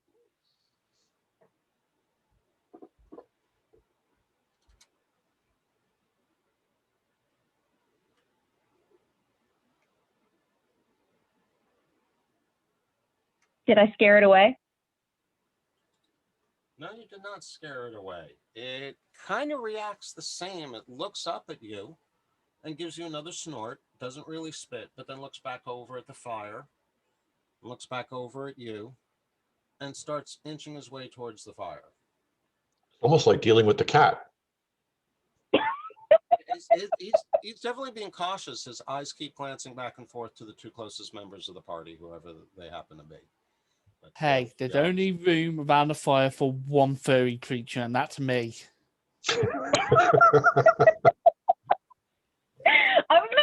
I'm gonna ask the others to give the camel some room at the fire because obviously it wants the fire. Yeah, like I'll scoot over and like pat the ground, you know, and if it comes and chills out, I'll throw like the hood. I assume we have like cloaks. Oh, jeez. Yep. I'm staring at you all like you betrayed me. Through the canvas, oh, right? Boy.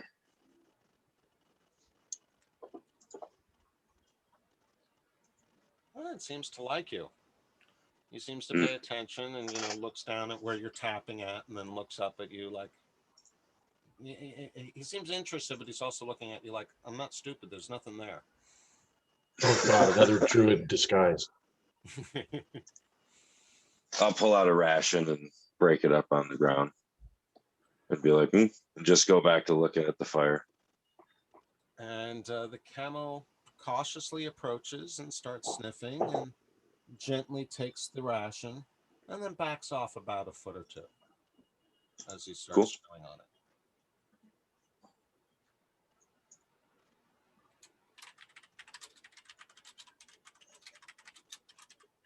Should I try to put a rope on it? I don't think I should keep trying to shit, but I mean, if it's working. I think we can, leave it alone. We fed it. Just let it chill. We let it share our fire.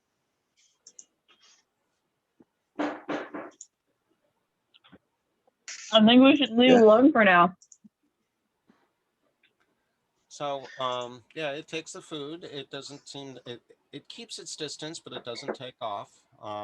Goes back to the river for some water, and the sun's coming up. And as the sun does come up, you notice a rather amazing phenomena. The frost that had settled on the desert sand apparently has, as the sun comes up, it melts right away into the sand. And within about 20 or 30 minutes, all of a sudden there's this miraculous bloom of micro desert flowers all around you, all different colors.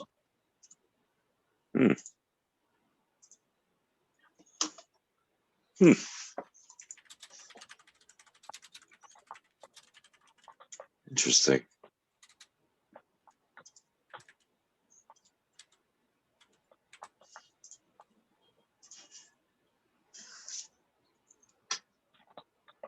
All right. So with that, you guys resume camp operations, so to speak.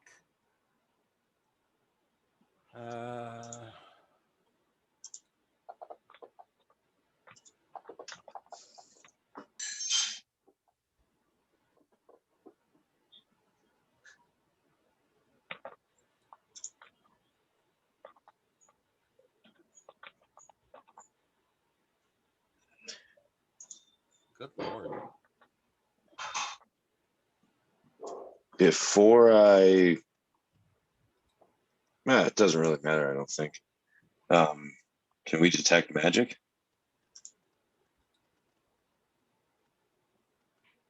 I would assume there's going to be magic everywhere, though. And I would rather not burn the spell at the top of the day.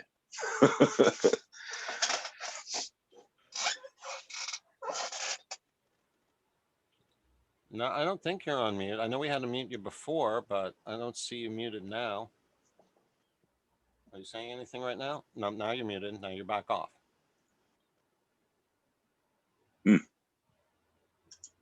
Okay, so yeah, you're turning Zoom mute on and off, but it sounds like your mic is muted or disconnected.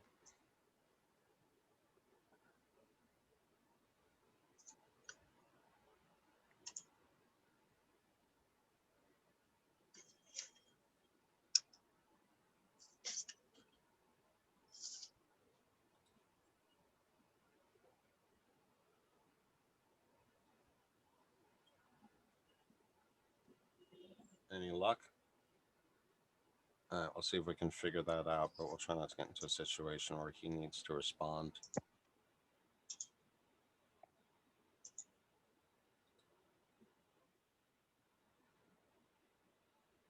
Okay, I'm hoping that was him that jumped out. He's going to try to rejoin. I'll see. No, not that.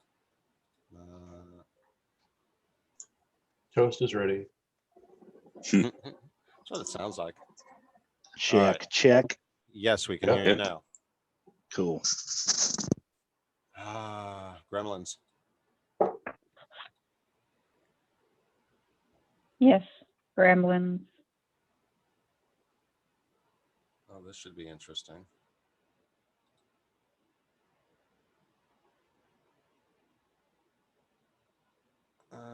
Hmm.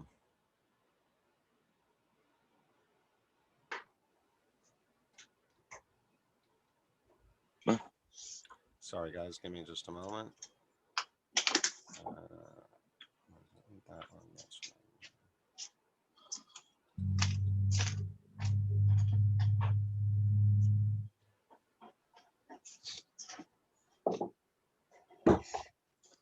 Ah.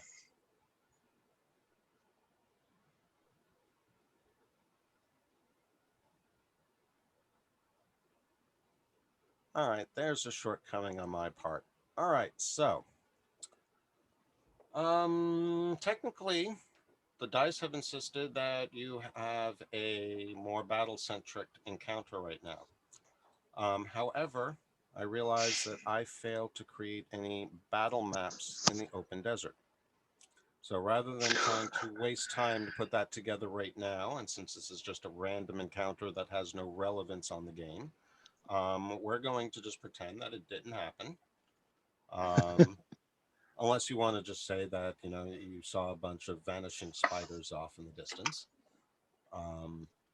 But yeah, for next time, I need to make sure I have some battle maps for the actual overland setting and not just the individual chapter. I wonder if I have any of the other chapters. I'm not going to go looking for them now. So You could always arm wrestle a camel. yeah. So unless One thing go ahead, Alex. One thing I do sometimes, Keith, is I just use the order tab on the party sheet as a battle map. Oh. Here's an idea for you. Being right near the river, you could always recycle that desert river map you used for our very first bandit battle. I was going to mention the same thing. Yep. Use the That bandit. was mountain territory, though. So you're saying you guys are anxious to get involved in the combat then? If Me as a that's the cat. case, we can Me as a definitely cat, I'm not accommodate. too fussed. Do you even need to ask the question when you're involving two Goliaths? I And mean, and a fireball frenzied wizard. he's kind of looking wimpy lately. I don't know how he's carrying all those swords.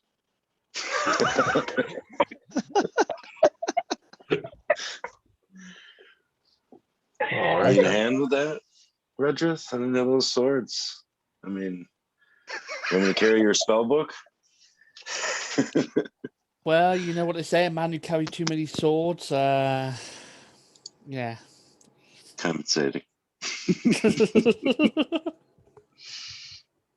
I'm just kidding, Redrith. What was that Hopefully red card, we yellow card thing again?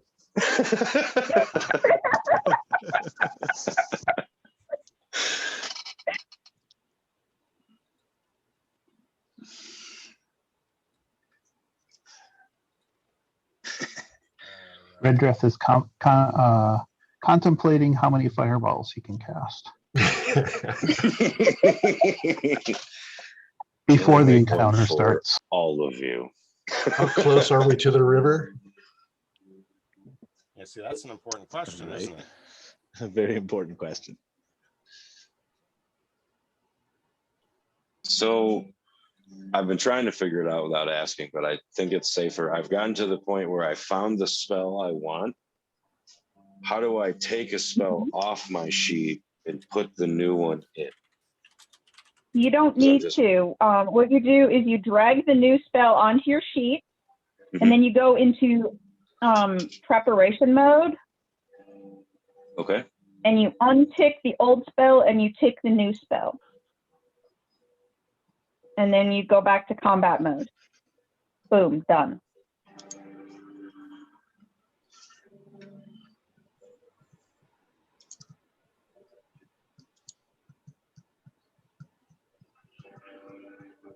So I click the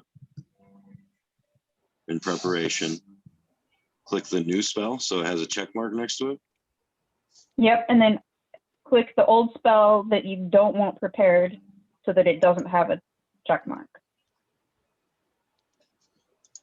I see. Because the only ones that show up in combat mode are the ones that have the check marks next to them. I dig it. Okay.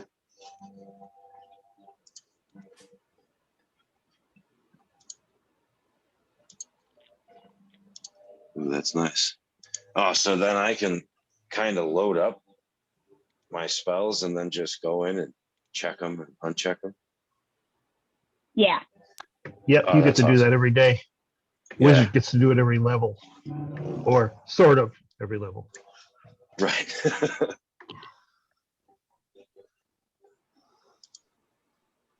There we go. Yep, I got rid of my detect magic and swapped it out for some smite.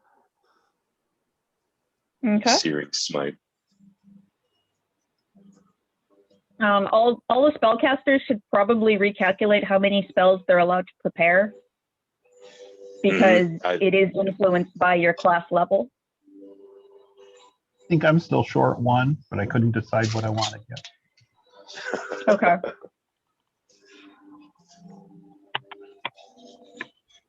Because it's based in part on your spellcasting modifier, which probably didn't change. It's also influenced by your caster level, so that does change.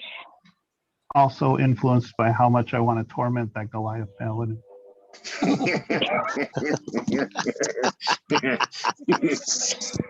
Hey, listen. Yes. I love character development. If I could dump my laying hands and fix you, I already would have. But unfortunately, we're not quite there yet.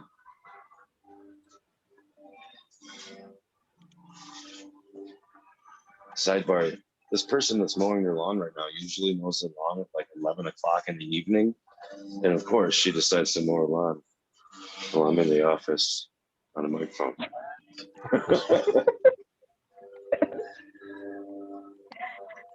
Uh-huh.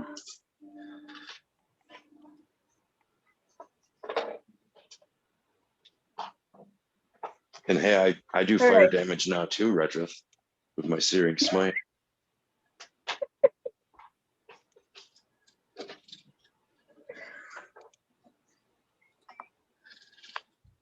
It can do a whole boatload of damage. I just can't take a whole boatload of damage. Right. Yeah, all I have to do is survive the initial fireball. Which See, I still think I feeling, could roll high. Sorry, go ahead. I'm feeling very, very, very disadvantaged here, because all of you guys can deal all these fancy types of damage because you guys all have like spells, and I do piercing damage. Somebody give her a scroll. Sometimes I can do bludgeoning. I will admit that I was looking at magic weapon so that I could touch your bow and make it magic for an hour. But like that's my whole turn. I can move up to you and make your bow magic. You get a +1, but it's magic. Like next level, when I get some more spells, maybe I'll grab that one. But I needed some more smite. Yeah. Well, and I'm at a bit of a disadvantage in picking the amount of spells I have because for whatever reason, my spell casting ability was the dump stat. So, you know, I should have a few more spells, but I don't. Yeah, it was an odd choice to be a paladin with a 20 strength and a 13 charisma. when charisma is your. I would submit that Matt wasn't the one that originally built that character, so he That should is be able true. to. That is to true, but re- it is still he an should be able to odd rebuild design his choice. stats. I think he should be able to rebuild his stats the way he would have wanted, using the same roles, but just put them Sure, where he actually absolutely. wanted them to be. Absolutely. We were talking about It's this. still an odd design Yeah. choice. I know. Man, I was like, man, I should have like 7, 8 spells right now. Shit. Yeah, Matt and I were talking about this week, and I said you should ask Keith about, if he visits a temple or finds something to his god, if he's able to like pray to refocus, and be able to rearrange his stats, because there's a lot of things that he found that Eric jacked up about his character that he'd have done totally differently. You pay So maybe 10,000 like gold and they give refocus or you a something. token. You can do that, right? Right. Yeah, use 10,000 of the rubies we've been collecting. And we can pay Well, $20 to get 1,000 rupees. Didn't we just get like thousands of Oh, yeah. dollars in platinum? Oh yeah, dude. Like most of the weight we're carrying between our armor and weapons is money. I mean, Anyway, we've got like 800 plus platinum pieces each. Yeah. So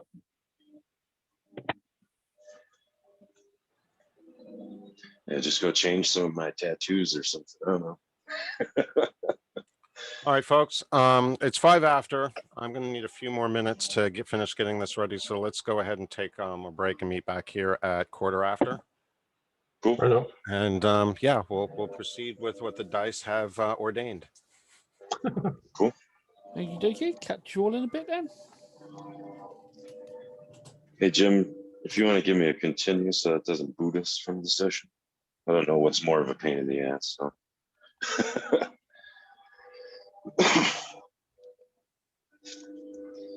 I'm gonna load up some more spells, I think. Now that I know that that's fairly easy. And I can't get rid of Misty Step, I found, because that's from being in with my oath. So that's fun.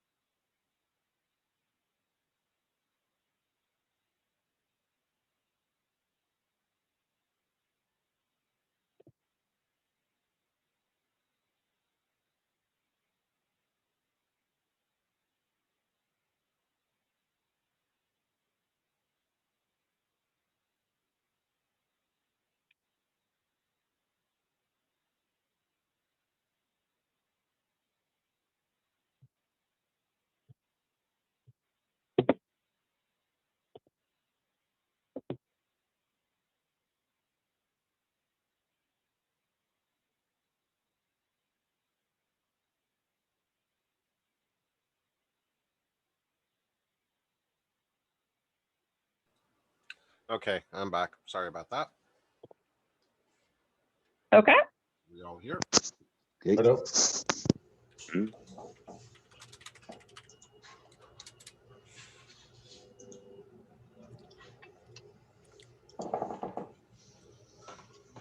It's giving me the hand again. Talk to the hand. That's weird. Yeah. Like I clicked didn't it. type that. Like I picked it up and dropped it on the chat thing because I had it up and I was like, is this what I can do? But I'm ready. Oh, there No you go. question mark. Okay. It just clicked. So I don't know. Oh. It must think that you have DM privileges. Yeah, weird. Indeed.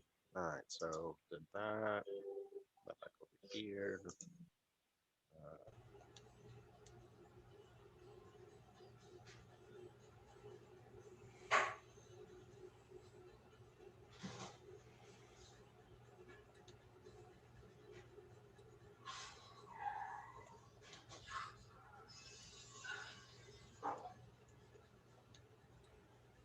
Matt, I was walking by while you were trying to click on it, and it was actually showing you dragging the word ready. Yeah. So yeah. That's what it's been doing.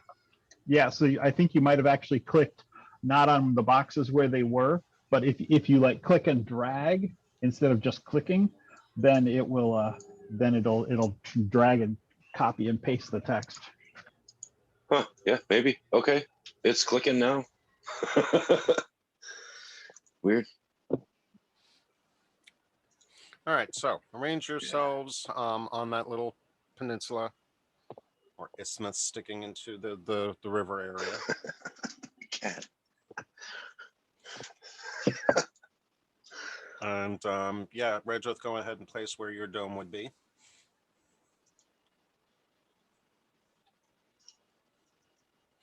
Okay, hang on a second. Just to clarify, the structures that you see on that map on the northwest and north borders, they are not there. This is just a terrain map. Yeah, they hold no significance. And Just you don't actually see them there. I mean, the mound is there cool. and the cliffs are there, but there's no structures. Right. Yeah.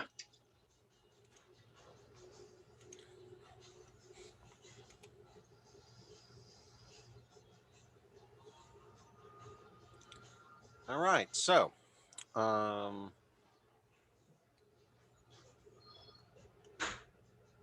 token lock is off, so you guys should be able to move yourselves around.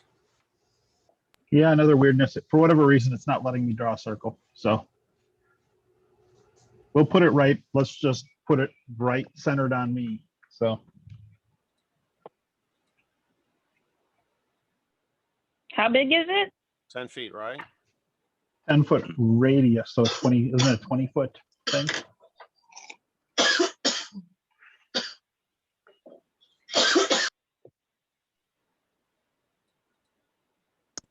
Yeah, 10-foot radius would be a 20-foot diameter.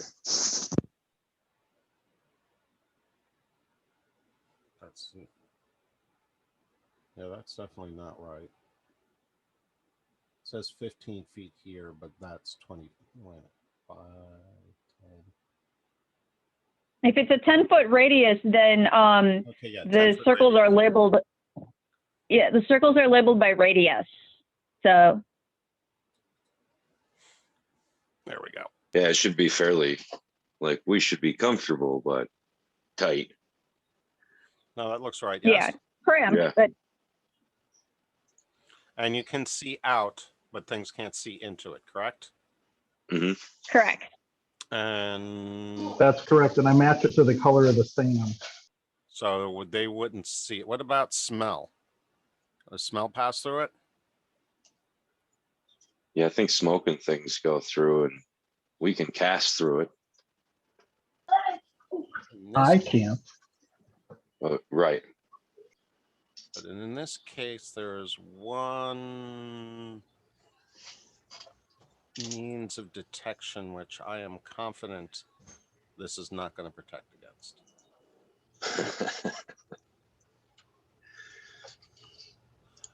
So let's let's actually get this. Smells and tremor sense. Yeah, uh-huh.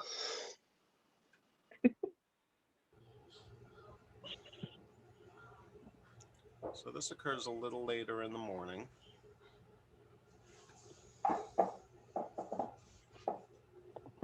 And the sun's beginning to get hot.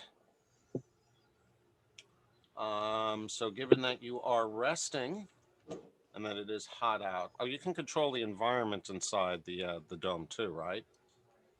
Yes, he can. Yep. Yep. Yep. comfy. So it's comfortable inside. So are you resting with or without armor on? Those of you who have. Ooh.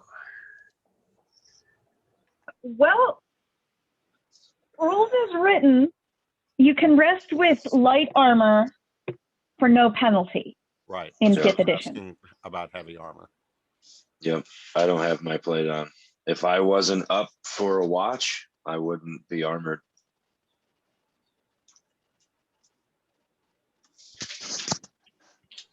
Yep. If I Wearing was studded sleeping, leather armor, so it doesn't really count. All right. So it's getting warm out. You don't have your armor on. You're kind of settling down to sleep at this point. Based on the order that we have in the party sheet. Yeah, hey, you would be on watch when this happens.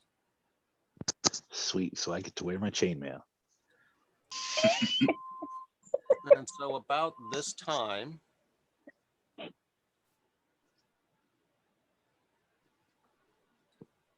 you see that coming around the bend of the mound just to the north of you guys. Ooh. So before anybody else, I'm gonna nudge my brother.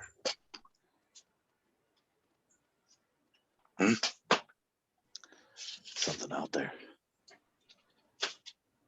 well, I'm just gonna grab my hammers. So how do I handle not having my armor on? On And your also- inventory tab, find the line for your armor that you're not wearing and make sure that it does not have the t-shirt tab, the little t-shirt icon. Because if it has the t-shirt icon, then it will be calculated. If it does not have the t-shirt icon, it will not be calculated. All right. So And then Wizard. Fantasy Grounds will take care of the changing your AC for you just by toggling that. okay, and if he wakes me up, is this thing look like it's coming towards us? Looking at us? It's coming Tracking around the still. bend, and it seems to be, for lack of a better word, sniffing. It looks like it's looking for something, but it doesn't seem to have made, can we say, eye contact? So I'm also gonna It's turn got to. eyes looking in several different directions, so chances are at least one is probably looking at you, but they certainly And aren't. also, one other thing with the dome is no spells can be cast through it. Oh, we can't cast out of it. Okay. Nope. You have to No, go but out, I or can at the shoot very through it. least. Yes, exactly. Or you have to extend, like put your hand on the other side, stick it out through the side or something. What kind of physical protection does it provide? It says all other creatures and objects are barred from passing through it. Spells and other magical effects can't extend through the dome or be cast through it. And then the atmosphere is inside the space is comfortable and dry. Wizard. Oh, Loan this me the is sun sword. interesting. This is very freaking interesting. I'll hand you the sun sword, absolutely.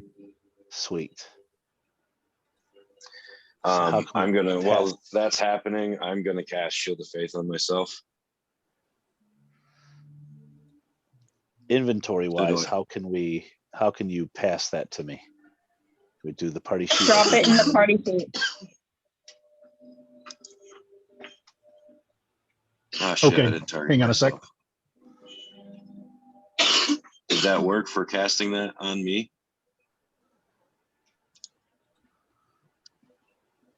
It cast it on Varric, so I think so.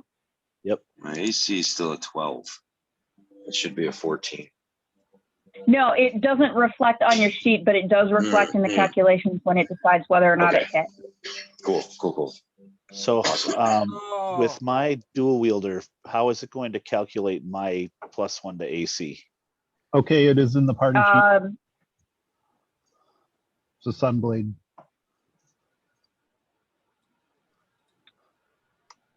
For your dual wielder, there's you get a bonus to AC. There's an effect for that. Okay. Is that a feat? Yes. Okay. Yes. In the Rob 2E coding,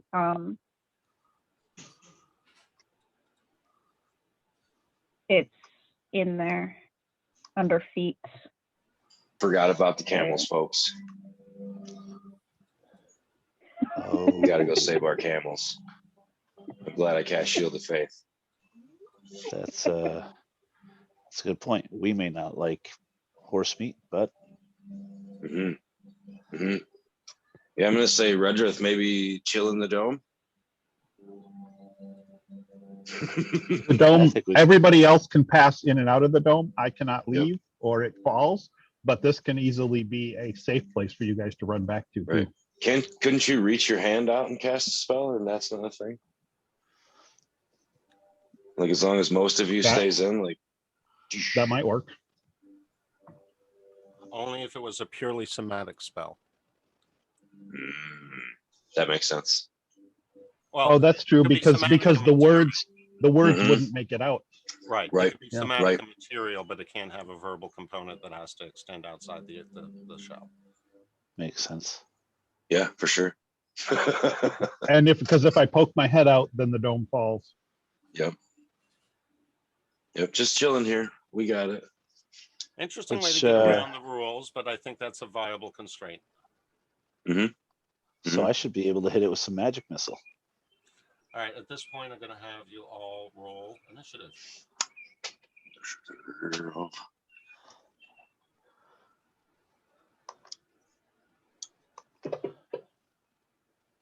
Ooh, natural 20. Nice, Meg. Except for I got the -2. Well, you dumped Dex.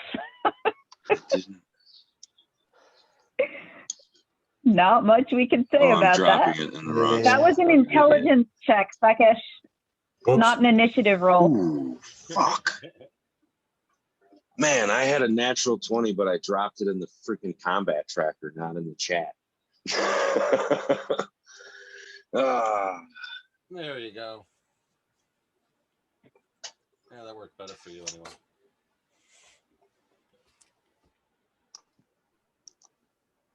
Mizrim's 11 doesn't seem to have registered. He's in a backpack, sleeping.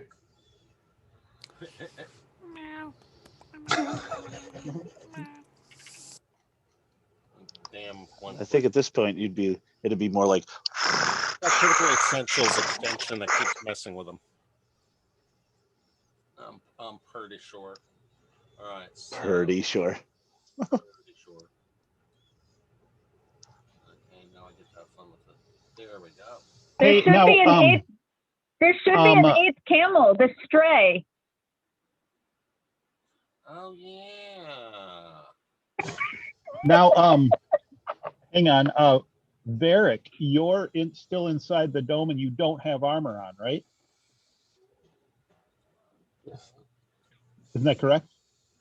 yes, that's correct. Sorry. Mhm. I have Shield of Okay. Faith on myself right now. So I I'm have, gonna like, this- I'm gonna reach over and target you and cast mage armor. Nice. Fuck yeah, dude. Love it. I'm looking through all my spells that I can cast, and I was like, hey, wait a minute. What does that do for me? You touch makes a your willing base creature who it says protective magical force surrounds it. The target's base AC becomes 13 plus its dex modifier. That may or may not help you. Why don't you check your stats? That's a first? 14. Yeah, that actually with my Shield of Faith will take me up to my AC with my armor on. No? Good. So Okay. Cool. Let me target you in the combat tracker. Oh, that's interesting.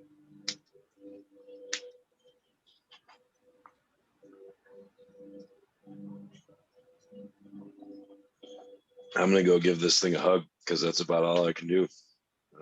I have to just go handle it. I have nothing for range. There. Okay. So now check your AC. It should. Mhm. Okay. Yeah, it shows up in Okay, your effects. Yep. Yeah, it shows up in the effects, so it should calculate properly. Yep. Okay. Hell yeah. Hell yeah. That's perfect. Oh, the stray's over there by himself. He's gonna be our friend when I save his ass.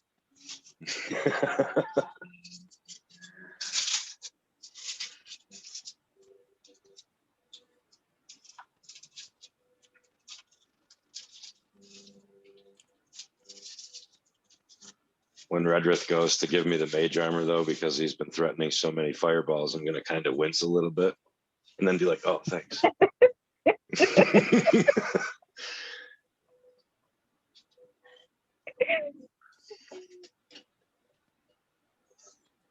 Yes.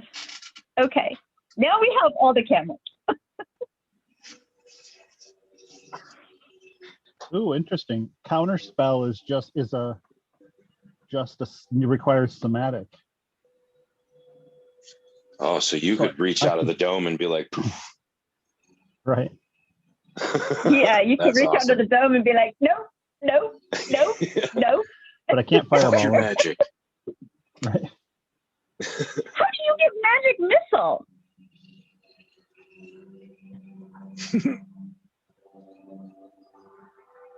Oh, because you're a Eldritch Knight. You pull off the wizard list. Yeah, some of these cross-class features definitely come in handy. All right, so Yeah. that means we're ready to proceed since he Oh. actually gets to go first. I didn't mean to click. Oh, that's okay. So Takish is going first. Or maybe Fair the enough. monster. So Haig is on watch at the moment and sees this thing Okay. pop out. He alerts his brother to it. And at this point, are you attempting to alert anyone else? I did nudge Redrith to hand me the sun sword because my new feat lets me hold two sword in each hand. I need to And continue, Jim. I will hand that over without a doubt. Okay.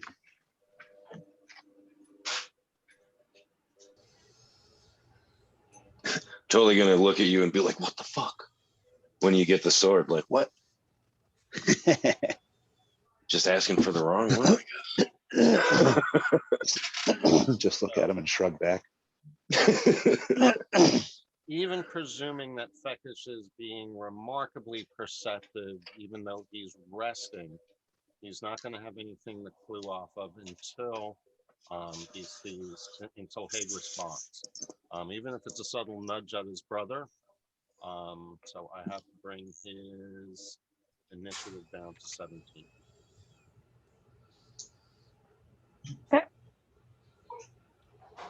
Because the first thing that comes out is indeed the creature, and the creature pops out and it sees the camels, or correction, as I said, it started looking around like it was sniffing, and it didn't make eye contact with you, but it obviously is making eye contact with the camels that are outside the dome. Question. Is that a medium creature or a large creature? Is the token the correct size? Large monstrosity. Oh, let's do this. And the first thing it appears to do is that. Hey, spider. Son of a bitch.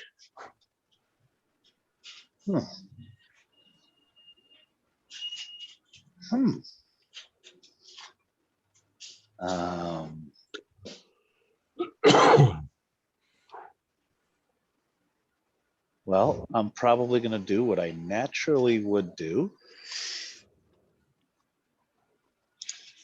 Oh, it's Probably going to camels. come up right in the middle of the camels. This camel gets spooked, and Are the camels tethered? I didn't hear anyone tell me that they were tethered. I Yeah, don't we think kind of anybody just said let them anything. chill and fucking relax. Would we naturally tether them? Question. A valid- Another question. Would we naturally tether them after the bandit fight when they wanted to scatter?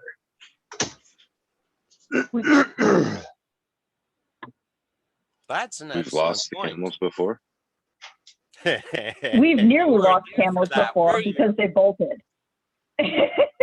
Oh, we got to Yeah. find what episode that was and make sure he catches the video. That was a fun battle. That was like episode 3. It was early. All right. If there was I a think we precedence, would- I would. I think Yeah. we would tether the camels because none of us are particularly good with animal handling, and we decided not to get a native guide, and they did try to bolt at least once. So yes, we probably would tether them. There's a good many what ifs in here. There's and there's a good argument that several good arguments that Alex just brought up. So Yeah. I will presume that they're tethered, in which case, let's see if it breaks its tether. 15 for a camel. That's a pretty good roll. Yeah. Roll. Yeah. I would say this one at least is going to break its tether and be on its way off. Goodbye, Bob. Let's see. Hopefully we'll find you later. Of course, somebody didn't want to take find object. Hey, That wouldn't work work with a on camel? a creature. Yeah. it wouldn't. It would work on the tether on the lanyard he's on. That is true. All right. So that brings us to Haig. Now, after watching the camel bolt, the creature disappear and the camel bolt, you now get to take your action. All right. Well, I am going to assume with sword in each hand, I'm going to slowly come out of the tent and be kind of curious to where it bamfed to, and be kind of slowly walking square to square Hold on. with my before head you- on a swivel. Hold on, before you keep moving beyond the circle, as soon as you step out of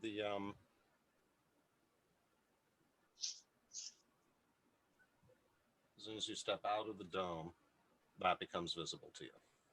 There he is. So, hand up, and if we want to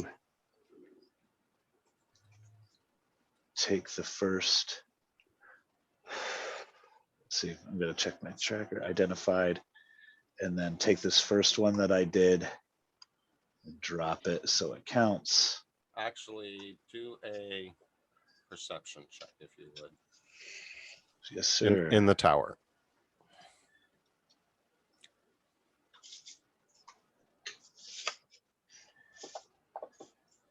If you've got a sword in each hand, can you still cast magic missile? That's a good question. I think as the If it has Eldritch a Knight, your Has weapon. The wizard could. Just saying. If it has a somatic component, then no. Mhm. I got to run and refill Unless- my. I will be right back. The wizard has Warcaster, so I can do it with stuff in each hand. But I don't Yeah, think that but anybody can else the can. Eldritch Knight? So it says you create 3 glowing darts of magical force. Each dart hits a creature of your choice that you can see within range. So it doesn't say with my hand or anything. I mean, technically, I could have them shoot out of my forehead, right? Yeah, but I think isn't that the spell components? If it's got the S under spell, what it requires, Yeah. the S is somatic, which means hand gestures. Correct. Ah. Here, hold on. Yeah. VS and or M. But if the sword is just a hilt, you could always just, tuck it into your belt as you're walking and then fire something off with your hand. Or choose to drop it. That definitely. I thought. Don't drop the sunblade. I thought a sword is like a focus to Eldritch Knight. No. All right.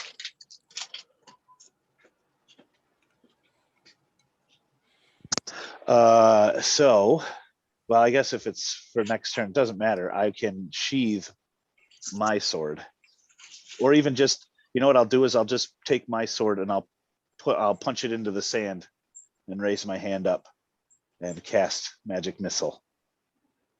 Okay. So then the Sorry. other ones, where'd it go? FYI, I changed the direction of the camel because it would not have been able to cross the river. Oh, gotcha. 3 glowing darts. So there's the second and the third. Wow, all of them 3. Nice. I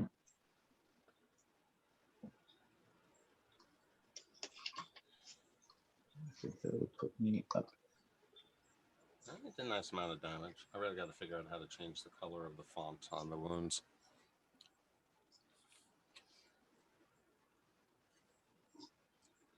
Okay, so Fekish, you are now up. This isn't his first time inside the dome. He's familiar with the properties of it, correct? What? Yes. Yeah. Maybe Albie isn't, but Fekish is. There. Oh, you have to cross the river at that point. I don't know if that's such a good idea. So I will follow him then. Right there. You can move Target through his space to get ahead if you want to. Yeah. Actions. Where'd it go? Where'd it go? Where'd it go? Spiritual hammer. Against number 14. Yeah. Don't forget to target. You forgot to target. I thought I had it targeted. Remember, hold on control and then click on the juju. There you go. Now I have it. So re-roll that or just count it as a miss? Go ahead and re-roll. There we go.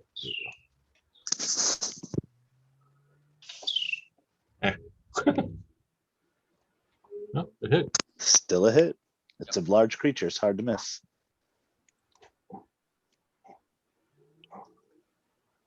All right. Yeah. And turn. Right. The old spiritual hammer starts bouncing around, confusing the thing. It's kind of pulling a Shelob with Sam, trying to reaching out, trying to find him. Or like. All right. So, Kayla, you are now up.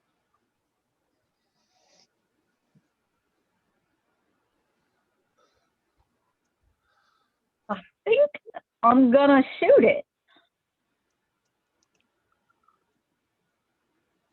Since you can't cast spells or anything. But you can roll dice. Unfortunately, I don't think it qualifies for sneak attack. No, I don't think so. My question would be, what kind of cover is provided by the camels? Unfortunately, I don't mean to work against you. Sharpshooter. Yep. There you go. She gets to ignore those coverage questions. Well, you could do trick shot, off the camel, nothing but net. Now my question is, can I hide? You kind of are hiding, aren't you? I mean, you're inside the thing, but yeah, it's a tough question. And you know what? Yeah. My apologies.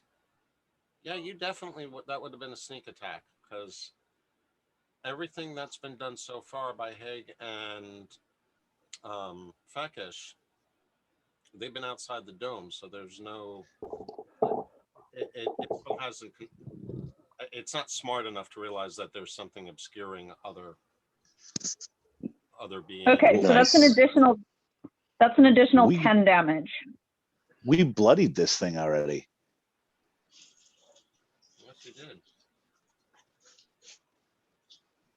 Can that be right?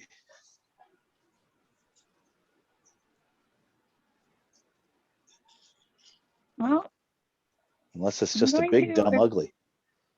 Big dumb ugly. attempt to hide, not do very well. Yeah, so an arrow just came out of nowhere and jabbed it and made it cry. Yep. Because it wasn't expecting it, and you got it in a critical spot, and with your sharpshooter ability, you probably nailed it right on the mark. Yes, and it's not happy with us now. You are correct, but Well, we're not trying to make friends with it.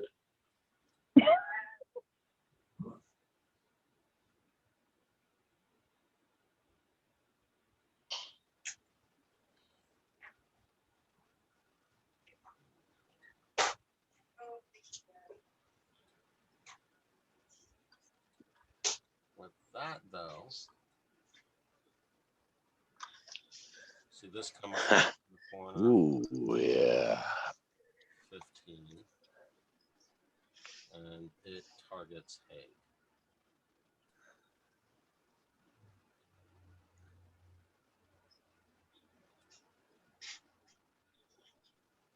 Just remember, guys, you can step back into the dome to avoid getting hit. I like the idea of having backup rations, though. Spider legs. Details. Oh.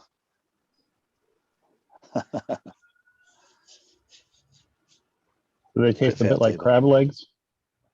They might Good. cook the fur off them. Probably not if you know the biology of spiders. Yeah. I don't, We so I'm probably going to just hope. break them off and eat it. There's no muscle substance. Yep. The Suck the goo out. the end digit probably could be made into a sword, though. Yeah. It manages to Spider leg bow. Yeah. Wonder what its tensile strength is. So Redrith, It's now Redrith. you have the opportunity to do something or just preserve the dome. Do something 30, amazing. 30 feet out from where I'm at. So kind of somewhere between the spiders. I'm going to cast my minor illusion and just make the sound of running camels, just to add a bit of confusion to their world. Nice. And you can do that And through the it's- dome, or it'll- will that disable the dome? Nope, it doesn't require any. Oh, that's right. I would have to. I can. It does not have a vocal component, so I would need to. Oh, now all this. Oh, great. Now I draw a circle. Okay. Gremlin, Yeah. gremlin. So I just step over near the edge and stick my hand through because it does not have a verbal component, and then I can drop that sound out on the other side, and then just go back to the center of the dome, Okay. just to add some confusion to their perception of what's going on. So now for the next minute, there is the sound of running camels. Coming from what point? Pretty much the point. It's 30 feet out from where I'm at. That's the limit of the spell. So if I go like right here and stick my hand out, then it's 30 feet up, which is, I think if I counted it right, it's pretty much between the two spiders. Somewhere in there is where the sound will originate from. Gotcha. And my apologies. I forgot to do something at the end of his turn. Disappeared. Of course. Phased out. Anybody have fairy fire? No, but I have something else that might work next time I see him. Same.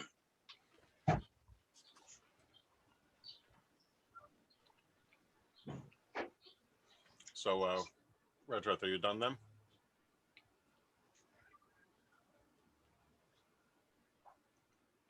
Jim, Go on, say one more time. are you done? Yes, that was it for me. Okay. So Ms. is now up. Fuzzy Kitty. Well, Before I take my turn, just to remind, hey, your main weapon that you normally use all the time, when you drop your sword as a bonus action, you can summon it back to your hand. Mm-hmm. Just as a reminder, just in case you forgot. As long as you're in the same plane of existence, you can summon your. Yeah. I'm still learning all the tricks and features of all the 5e classes. Not the mechanics, but the specific rules are onerous to learn when you have to remember which is new for each edition. So I appreciate those reminders.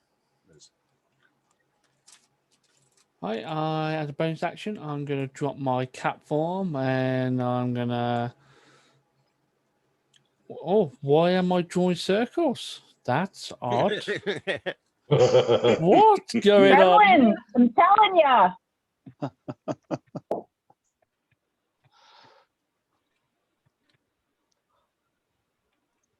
For some reason, oh, now I can move. Okay, so that would have been 1, 2, 3.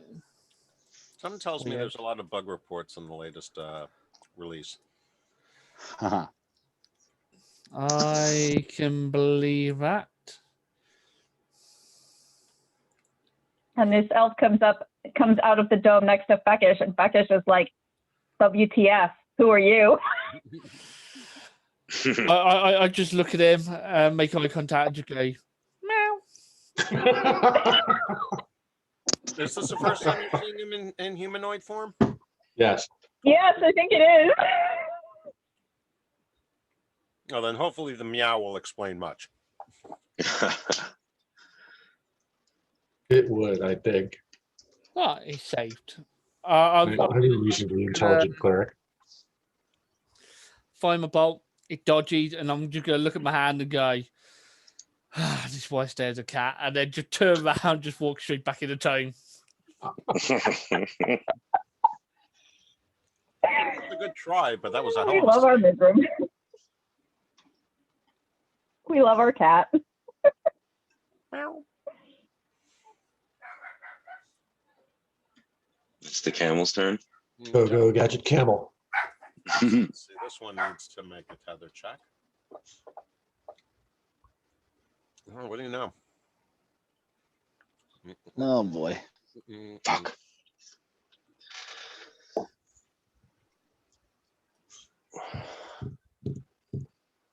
My luck has been pretty good with the camels so far. I got to say that. Mm-hmm. Just remember, guys, we asked for this combat. Just saying. Yes, we did. Another week or two. And you can't say I'm being unfair about it either, but the dice, I don't know. Yeah, the dice are not with Dice us. are being difficult. I got a, There we a go. 2 There's for one that my doesn't initiative. break free. And You named This the one's camel gonna stay. Hay. It's just my camel, and it's kind of Ah. important if it breaks away because it carries the majority of my gear because we can't ride them. Right. Well, I mean, we've probably unloaded them because they're resting, Yeah, now you have to and they let will them rest chill. better if they're unloaded. Very true. Very true. That is a positive note. Good. Yeah, good thought. I just thought you guys named the camel Hay for shits and giggles. No, I think there's No, a camel it's for Haig's each of camel. us. Yeah. Yeah, there's one that says Varg. so Haig's camel takes quite the lunge. And for a moment there, it looks like he's going to break the tether, but the rope manages to hold for some reason. So he has not gone anywhere. And then finally, Kaelily's camel.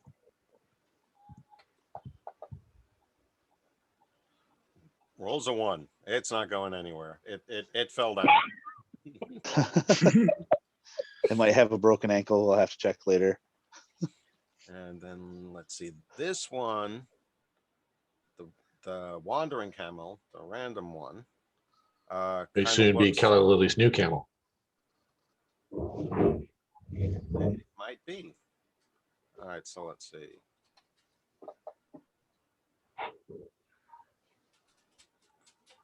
The random camel looks towards the spider, looks towards the group, looks towards the spider, and runs towards the group. I think we are now officially friends with the camel. Yes. It cannot actually get in the tent with us. That's true. That's true. Thank you. You're going to tell the camel that? Yeah, wait a second. For story's purposes, I think we can let this one slide.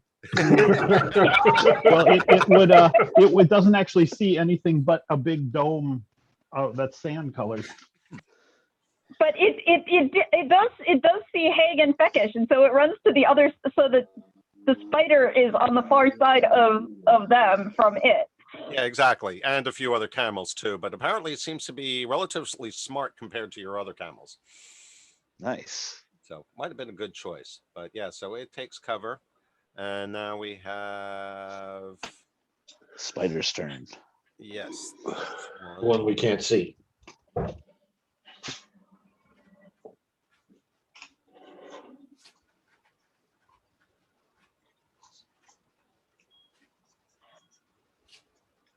Oh, can't get quite close enough. To what, web us all?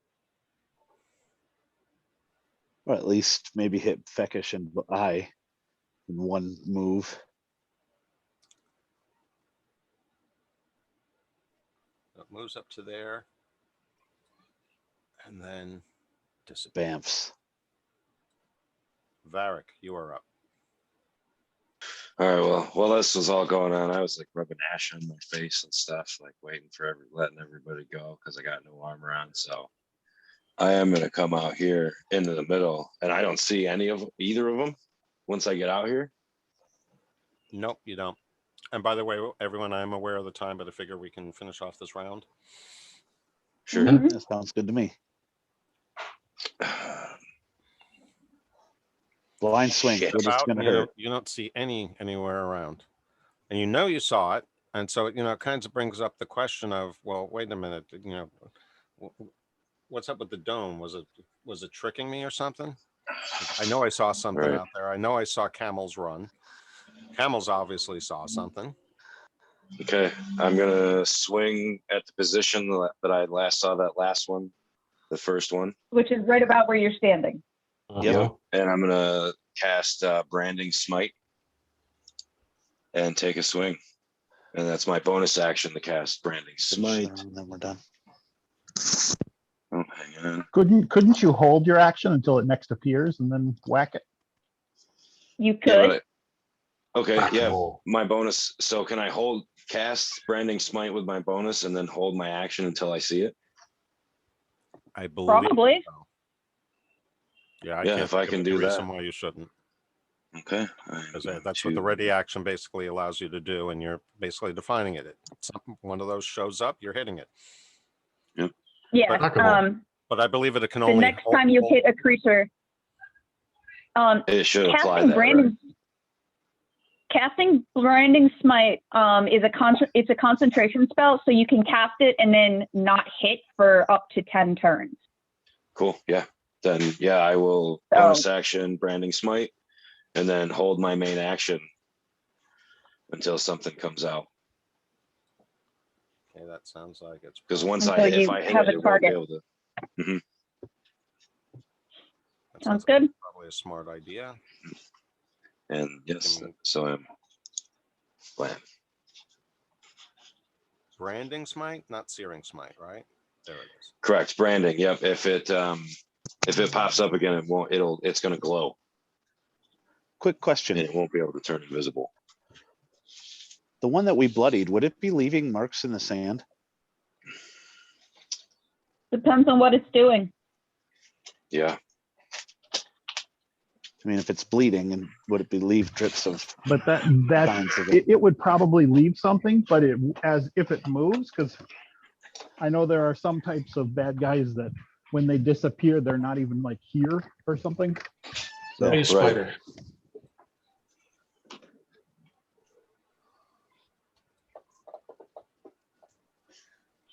Man, it's like different than being invisible or something. I wanted to hit that with my new Searing Spite and burn the fuck out of it with some radiant damage. Pretty sweet. If it was already blooded, man, if I crit with some smite, the damage potential is pretty fucking high.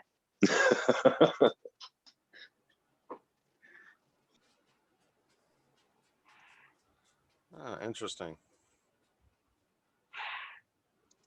I forgot about a camel. So we'll tuck him up there. But unfortunately, he breaks free. Red Rat's camel.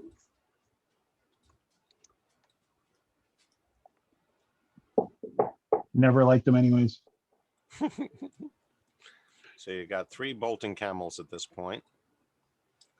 I do believe that is the end of the round. Yep.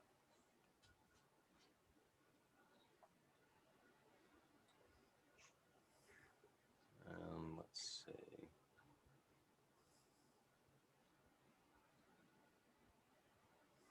All right. So I will share with you that second round will begin with one of the creatures. Do you want me to play out its act right now, or shall we begin second round at our next session? Oh, we can wait. I might as well wait. Yeah. We can wait. Yep, that's fine. We can wait. Then I just have, as soon as it is visible, or if it's near me and visible anywhere, I'm going to smash it. So this will not occur adjacent to you. Okay. Damn. Okay.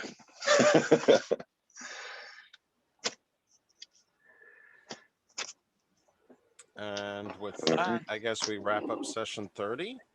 I guess it's good that we got into a combat. I'm kind of actually enjoying it, and needless to say, it's providing plenty of storyline content.